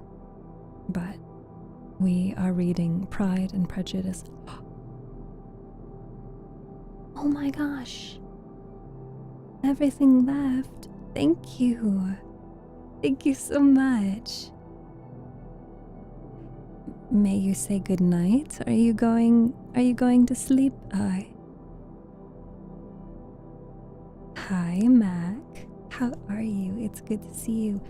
Everything left. Thank you, thank you, thank you. I appreciate you. If you received a gift sub, please do thank Everything Left. It's nice. I'm glad you enjoy it. I'm doing good, just got off of work. Get some rest for yourself, and don't forget to drink water, Mac. Also, if you're going to sleep, I hope you sleep well. And that you have a good night, okay? How's beauty sleep? I haven't been sleeping really well in the past week, but I hope that maybe tonight I can go to bed at a good time. Night-night. Night-night. Thank you for listening. Thank you. I hope I sleep well too.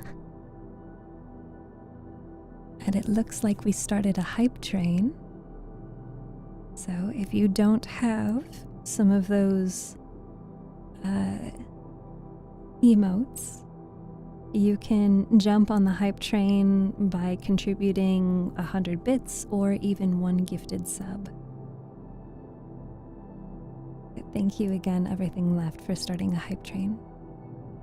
You have permission to message me? Okay, I will remember that for next time. Aye, aye, Captain. Got an itch on my head. Itchy, itchy, itchy, itchy.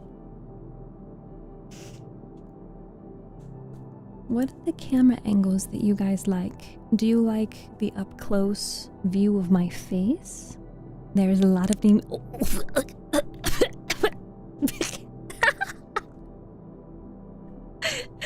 I was getting hit in the face with bits. Bacon, thank you so much for the 100 bits. Yes, that is the fishies in the background. Here, I can actually show you around the environment. So we have a painting, we have chat, we have all of our fishies. You have me. You've got some lights and whatnot. There's a lot of stuff, and there's a lot of vines everywhere. And here, all of our chatters. So all of our Twitch chat participants get a fishy. And if you chat on YouTube Live, not YouTube Shorts, YouTube Live, you can get another fishy. You can have 2 fishies. There's always more fishies. Ham, it's good to see you. Hi, Ham. Hi, Silence. I love the fishy. Yes, we have a hype train now. Here, I'll move the camera back. Ta-da! So if you want to see the whole environment, this is the whole environment.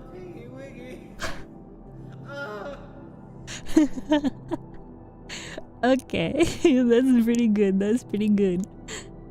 I like that. I like that. Good use. Good use of blurb. Highly approved. It's good to see you, Ham. Thank you for the kisses, Sam. Can I call you Sam? Is that okay? Are you in a submarine? I don't know what this is. It's just like some dilapidated structure. I just, collected all of the blankets and pillows. What country are you from?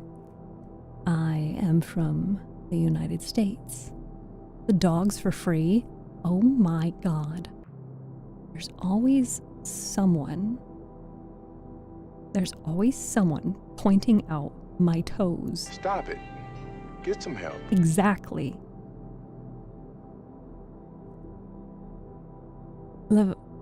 Mac, you want me to call you a good girl? Leviathan, are you a good girl? You want me to call you a good girl? I'm just checking. The hype train is over. Thank you so much. Thank you for the level 2 hype train. Well, Mac, who's a good girl? You're a good girl. Good girl, Mac. I'm so proud of you. If you haven't heard it today, you deserve to hear it more often. I'm proud of you. And I hope you know I am. How was your singing voice today, Steph? I don't know. Honestly, I haven't done a whole lot of talking or a whole lot of singing. Well, I haven't done any singing, but that is okay. Of course, Mac. Why is Steph's voice so soothing and sexy? Why? I'm blushing. Do you want to be called a good boy or a good girl? Or a good fishy? Sometimes we get kitten. Sometimes we get puppy. I think there's been one person that said puppy. If it's reasonable and it's not suspicious, like, you know, a couple people tried, you're gonna play some COD zombies. Ooh, that sounds like fun. Take me to your place. You're in this place. You're in this place with me. Should we leave the siren? We can always do siren singing.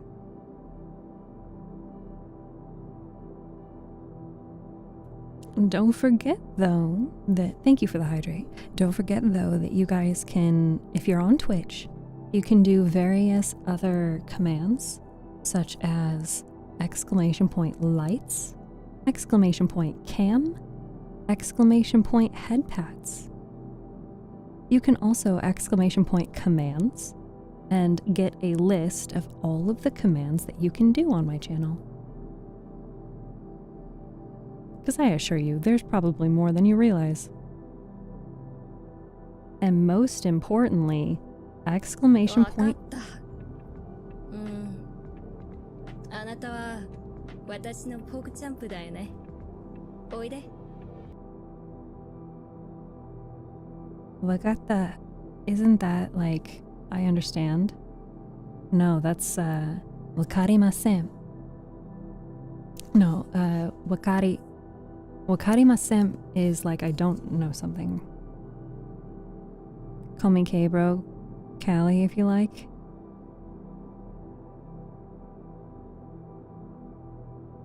K-bro or Callie? Okay. You want Callie, not Khalil?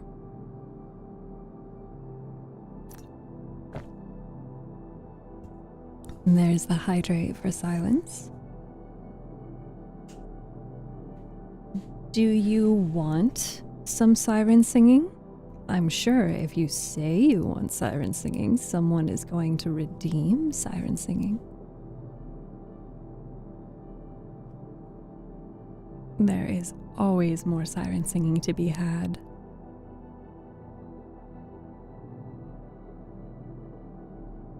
I do really appreciate so many of you for lurking on stream or subscribing on YouTube. I do super appreciate it. I know that it's Friday night and a lot of people have places to be, and I appreciate that for some of you, this is where you want to be on a Friday night. Because it is Friday. I'm not going to do what I did yesterday and forget what day it is. French fries. I want some French fries.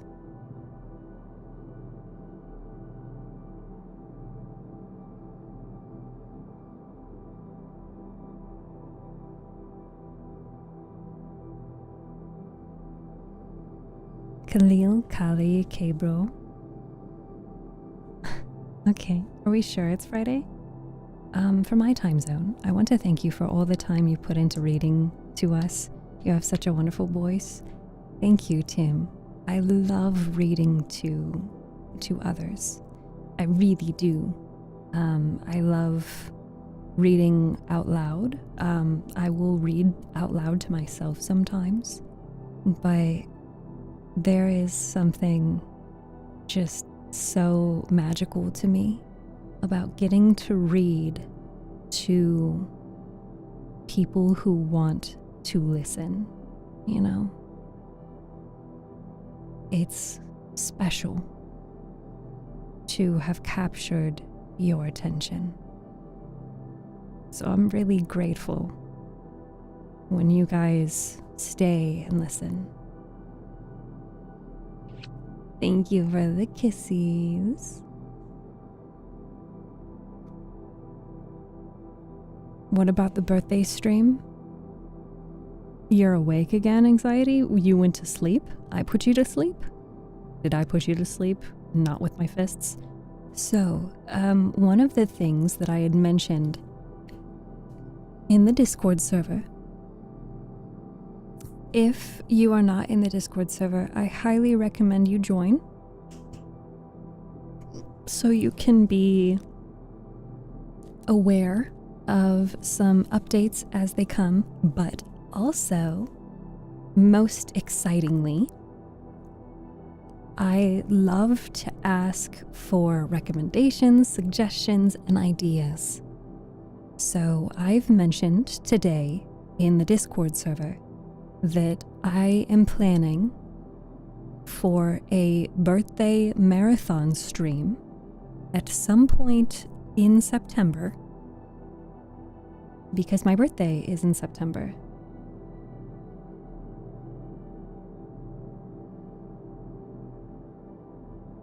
I saw you were gonna, yes, I would like to do a birthday marathon stream in September. So I will be looking at the suggestion channel in my Discord. Hi, Millie. Oh, it's been a minute. It's good to see you. Happy early birthday. Thank you. So I will be taking a look at the suggestion channel.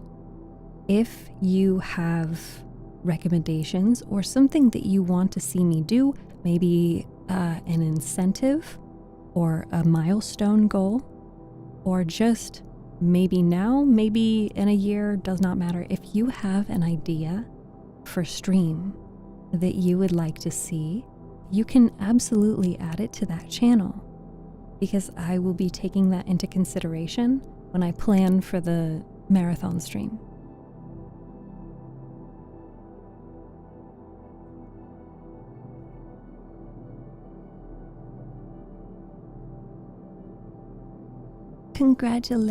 Congratulations, you started training as a firefighter? Oh, that's so exciting. Shark's birthday is on the 2nd. We've got another birthday on the 9th. My birthday is on the 11th. Kali's birthday is on the 18th.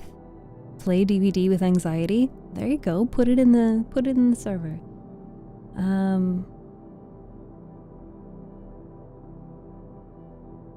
Okay. I have to do this, and this, and this.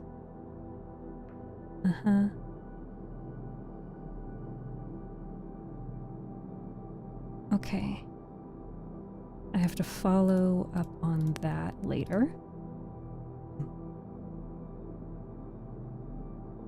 But please, if you haven't joined the Discord server yet, highly recommend joining the Discord server so you can drop ideas and stuff, and give feedback. If you are subscribed on Twitch, if you connect your Twitch account to Discord, you actually get access to the subscribers only chat.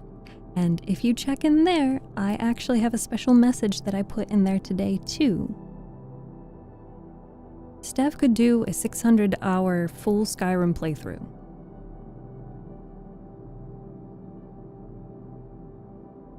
You can absolutely suggest that. Karaoke. Yeah, we've done that one before. Twice before, when I was a human and as an anime girl. Could do that. Skyrim was mentioned. I'd watch that. I don't know anything about Skyrim. SpongeBob zombie maps are surprisingly fun. SpongeBob? Really? For a second I thought you were saying like Elden Ring. I was like, isn't it in the same vein of games? Isn't it similar? Ice, structure, or wildland? Is this a Skyrim question? Are you Taiwanese? No, I am not. Karaoke, that's when I first met Steph through TikTok.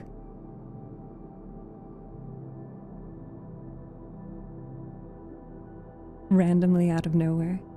Sparkbot, hi. Hi, Sparkbot. You're the other version of Shattered. You're not the real Shattered. You just want to be Shattered. Can we please welcome Everything Left into chat as well? Video react stream? Oh, okay, yeah. I would need some videos to react to.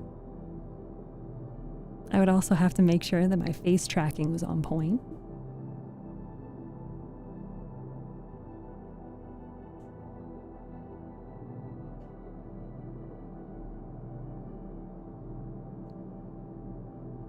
Sparkbot has been told he is the better looking version of Shattered. I feel like it's the other way around. That you're like, no, you're not. A react stream, I can suggest so many. Ooh, yeah. I said, who is this streamer who looks like an anime pop star? Do I look like an anime pop star? I don't know.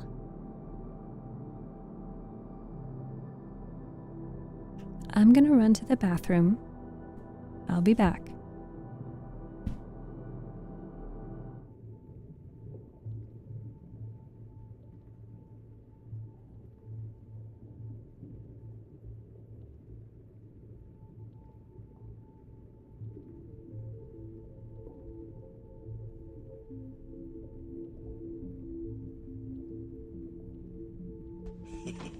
Tacos rule.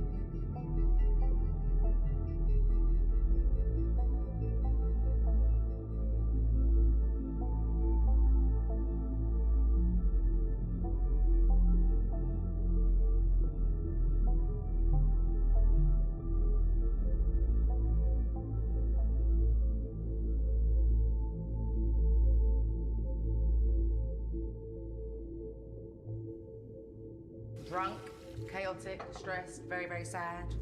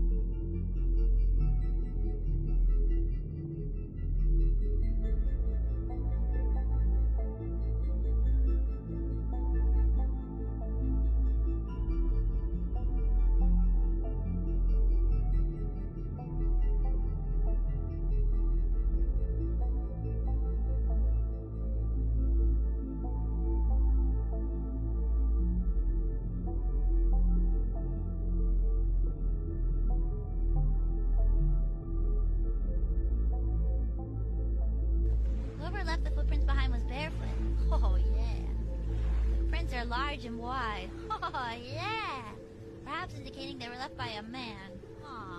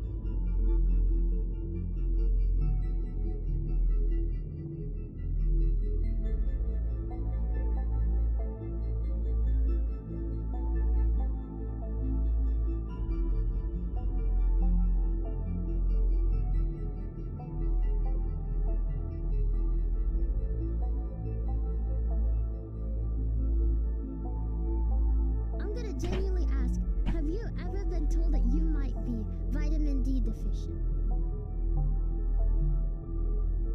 Are you vitamin D deficient?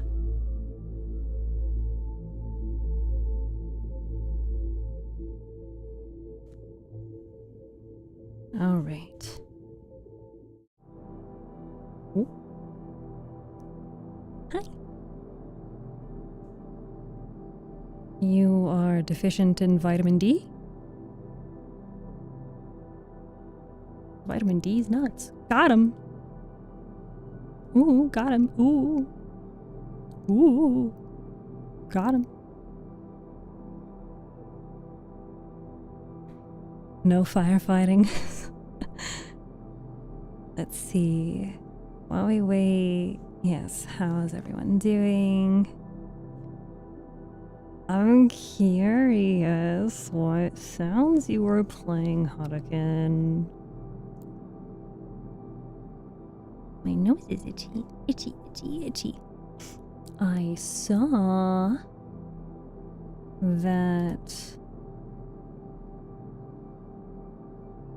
I don't know who Wolf Lover is, but I saw that Wolf Lover added a suggestion to the suggestion channel. Thank you.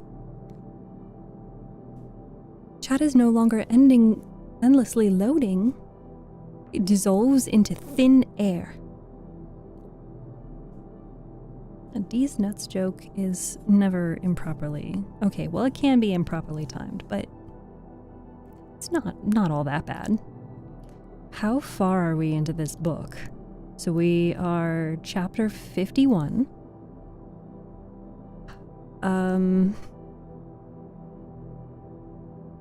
Let's see, it's 7:30. I have something to do at 8, so I will have to go. SpongeBob? What do you mean, SpongeBob? What are you talking about? Anos, it's good to see you again. Welcome back. How are you? 9 more to go. 10. The book ends with chapter 61. Honestly, I'm surprised that we're so close to the end. Like, it feels like we still have a lot left to wrap up. Yeah. 51 chapters is what we've read so far.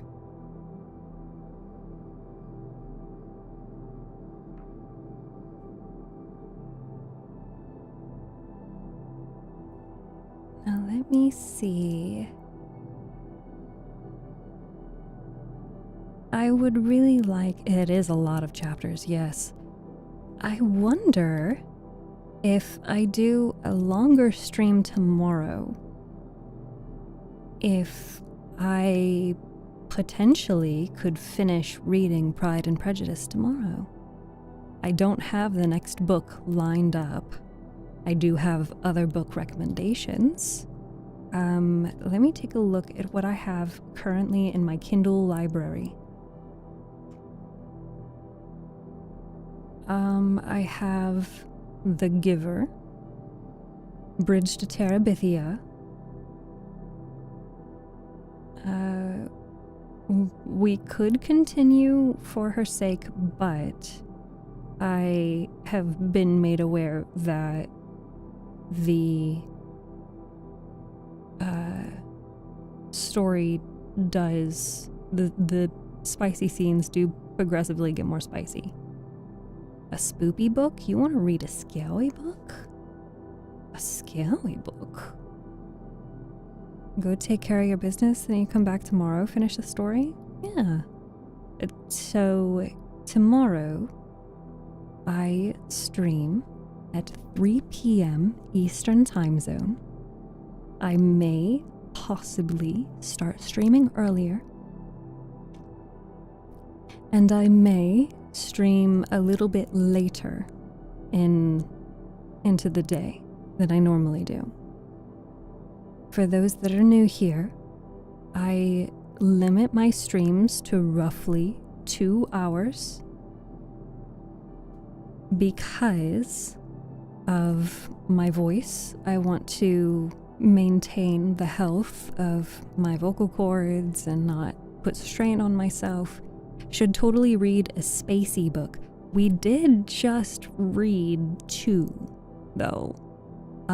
We read Ender's Game, and before that, we read Ghost Station. I personally really liked Ghost Station. I don't know if anybody else did. I really liked it. I'm running out of random words to say. Oh goodness, there's never enough random words to say. Fluorescent, plastic, recycle, acrylic, pandemonium, circus, scales, cone, pothole, lobotomy. Yeah, there you go, there's one. That's what I call random. Macaroon. Row.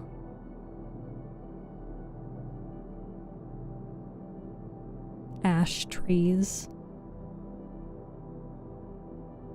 Mold. Needle. I missed spacey books. Hey, silence. You can still listen to them. They're on YouTube. Can someone exclamation point YouTube?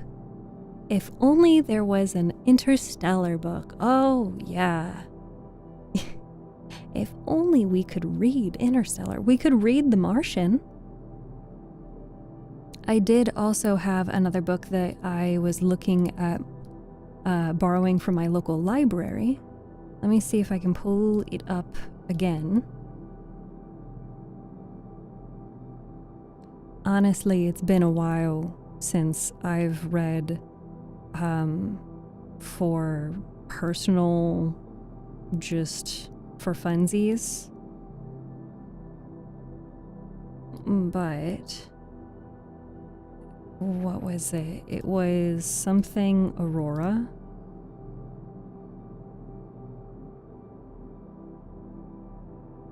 Aurora Rising, yes. I had borrowed that and I had started reading it. The description is thus. The year is 2380, and the graduating cadets of Aurora Academy are being assigned their first missions. Star pupil Tyler Jones is ready to recruit the squad of his dreams.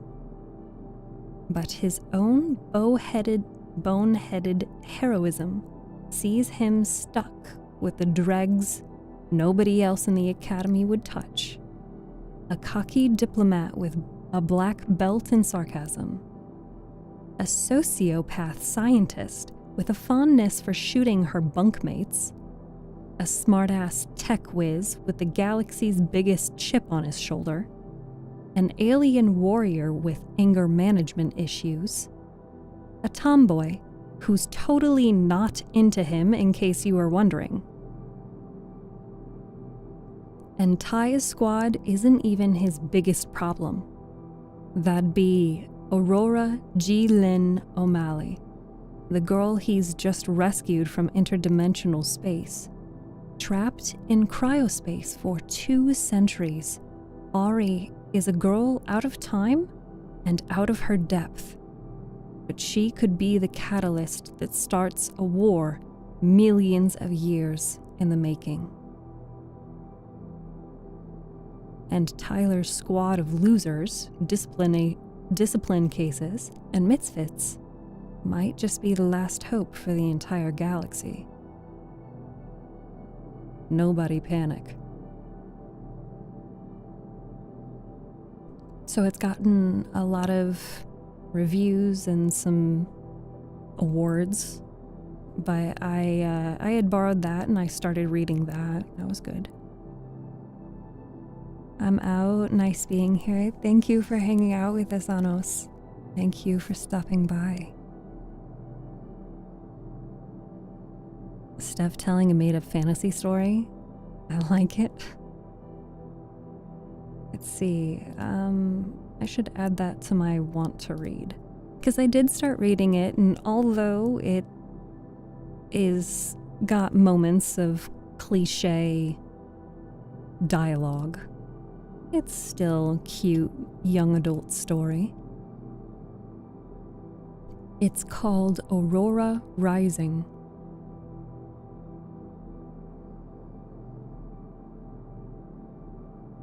Whenever I look for a book to read, I personally choose young adult fiction, or like a young adult realistic fiction. Is my second fishy still there?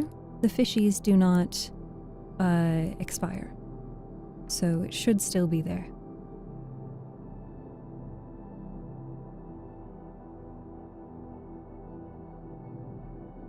We could also read Hunger Games again.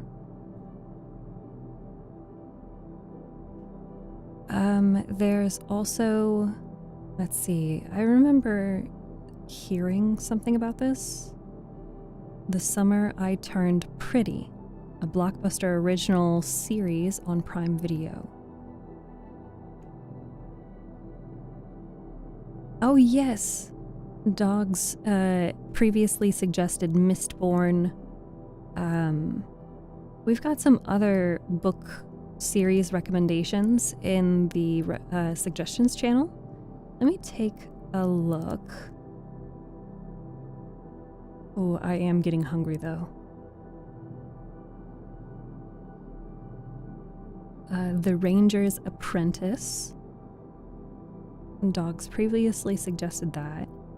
I was also suggested The Coffin of Andy and Lele.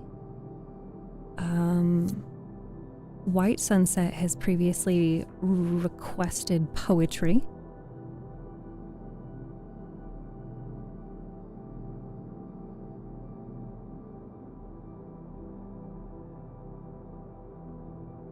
We also have...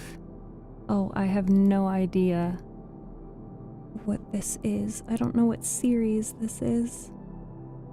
I don't know if this is the first or the last book in the series, but Blood Kissed was a recommendation from Wolf Lover. Hi, user. Welcome. We do also have the Selection series. That one has come up in my recommendations.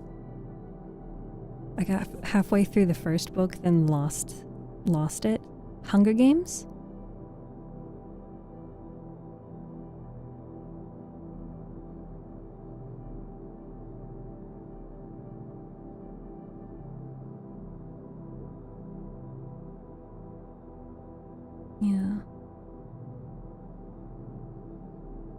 Oh, and then I had asked for karaoke song recommendations.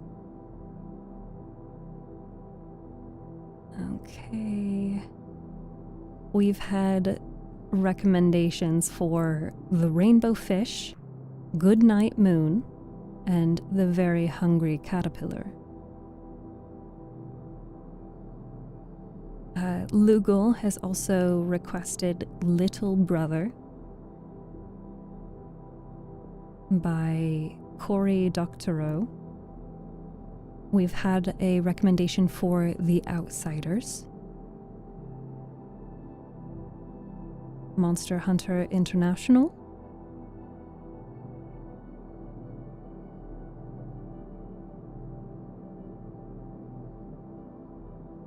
so do any of these stories jump out at you as what we should read next?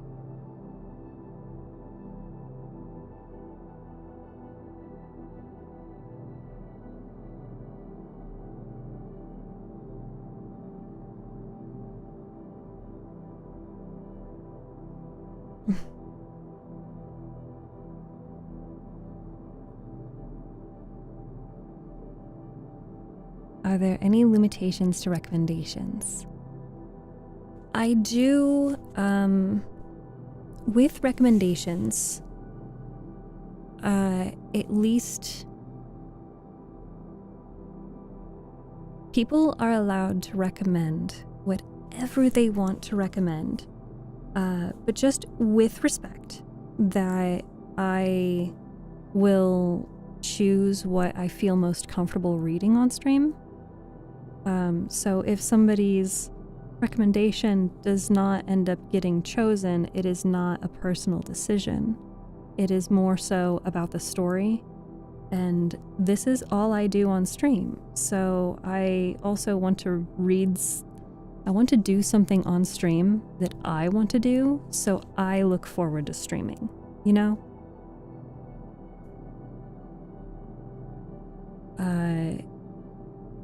Hey, Twitch username, welcome. I prefer not to read anything too raunchy on stream, not frequently. It can get a degree of spicy, but what I've described is it's when body parts start to get named that it is too graphic to be read on stream. So we have read some scenes in, as example, Belladonna or Foxglove that imply something and even describe how the scene unfolds.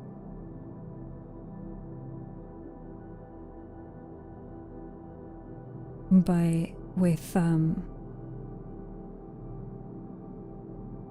sorry, I've got just like, I think an eyelash in my eye.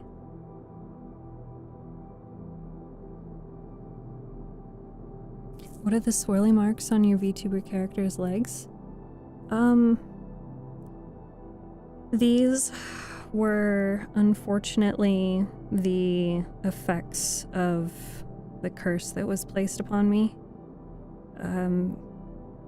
I don't know if there's some kind of sigil or what, but they glow in the dark, and I can never be without them. So I just think of them at this point of like, what do people on the surface call them? I like permanent marks on the skin.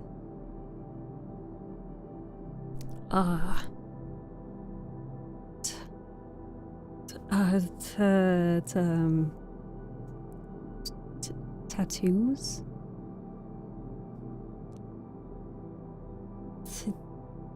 Is that right? It's got an S on the end. Yeah.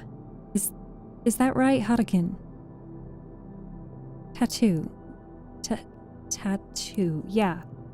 I guess they're kind of like tattoos. A curse, it's a part of you, like an insignia. Birthmarks. No, I wasn't born with these. The curse came way later.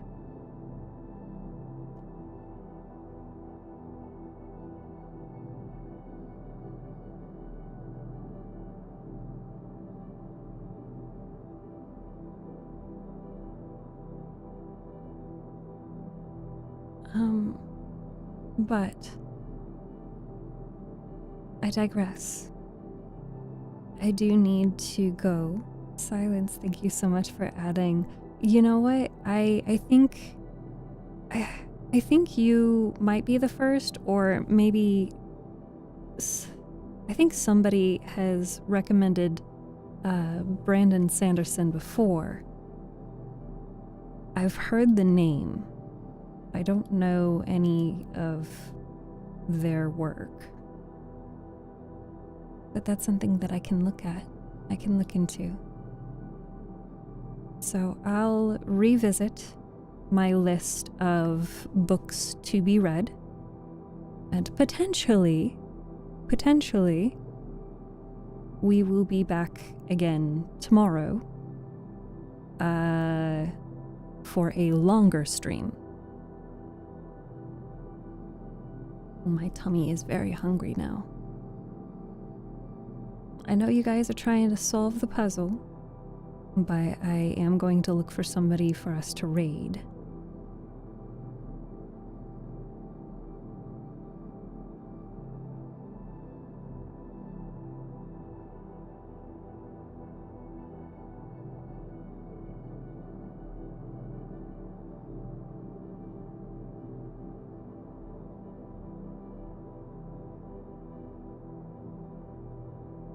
Fish, yes.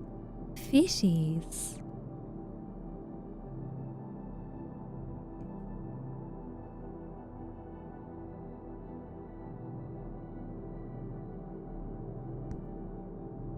What kind of stream are you guys interested in? There's someone trolling in the puzzle. Who's trolling? Who's doing it? Wow, what a voice. Thank you. I hope that means you like it. I'm gonna disappear before Twitch spaces out again. Okay. Alright, Kelly. You have a lovely night, and thank you so much for being here.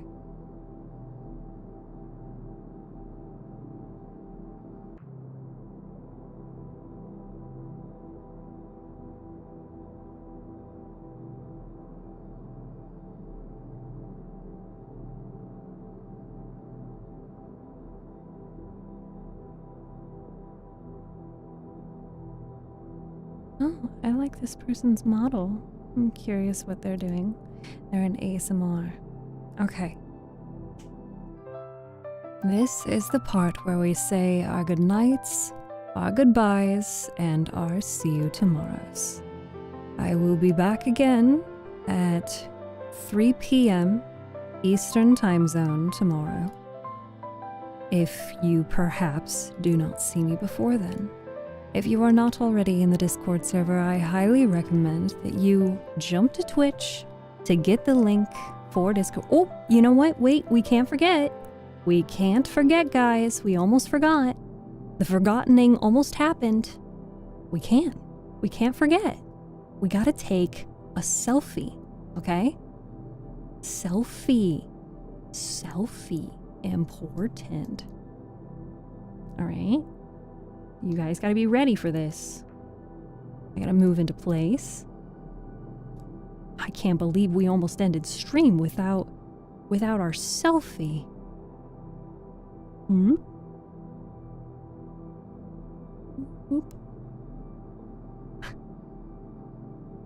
Oh, don't worry. I won't block the fishies too much.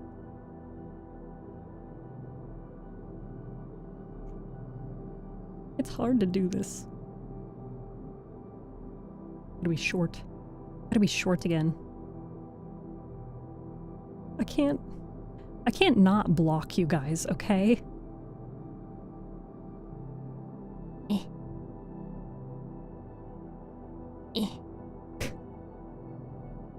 It's like, where is Steph gonna be? Where is she gonna be? I don't know. I'm gonna be with my fishies. It's gonna be like, where's Waldo?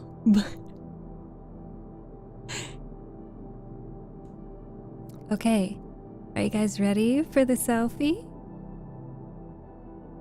If you haven't already, this is your chance. If you want your name to be on the screen, and I'm gonna post this to Twitter, okay? So send a message in Twitch chat if you want a fishy.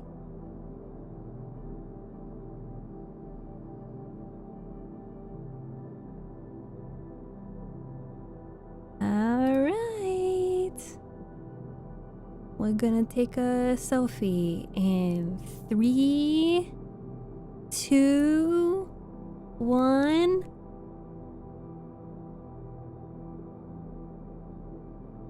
Beautiful. Good job. I like it. That one's cute. Okay, now put me back, please.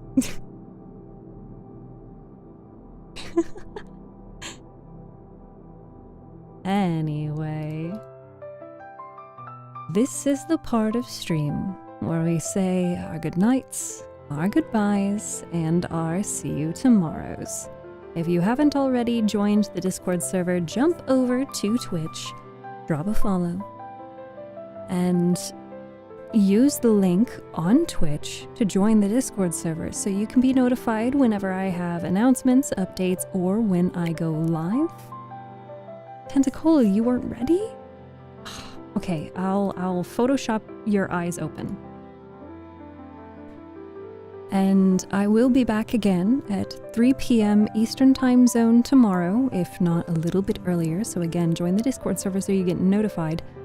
Please consider dropping a subscription, just subscribe, follow, whatever the heck they call it, on YouTube. We are trying to get 1,000 subscribers to reach the next tier of YouTube partner. And to further remind and reiterate, we are trying to reach for Twitch partner, which is 75 average viewers. So it would be amazing if you could come back and help us with that goal by just leaving a lurk, maybe while you are busy doing something. It would be greatly, greatly appreciated. So until I see you again tomorrow, please take care of yourself. Drink water, eat food, be kind to others, be kind to yourself, and have a good night. Copy the raid message. We are going to raid into someone doing ASMR. They are doing a donathon. I've never met this person before, so please represent our community well, be kind to them, and just stay for a little bit or leave a lurk in their stream, show them some support. And if you enjoy their content, consider dropping a follow.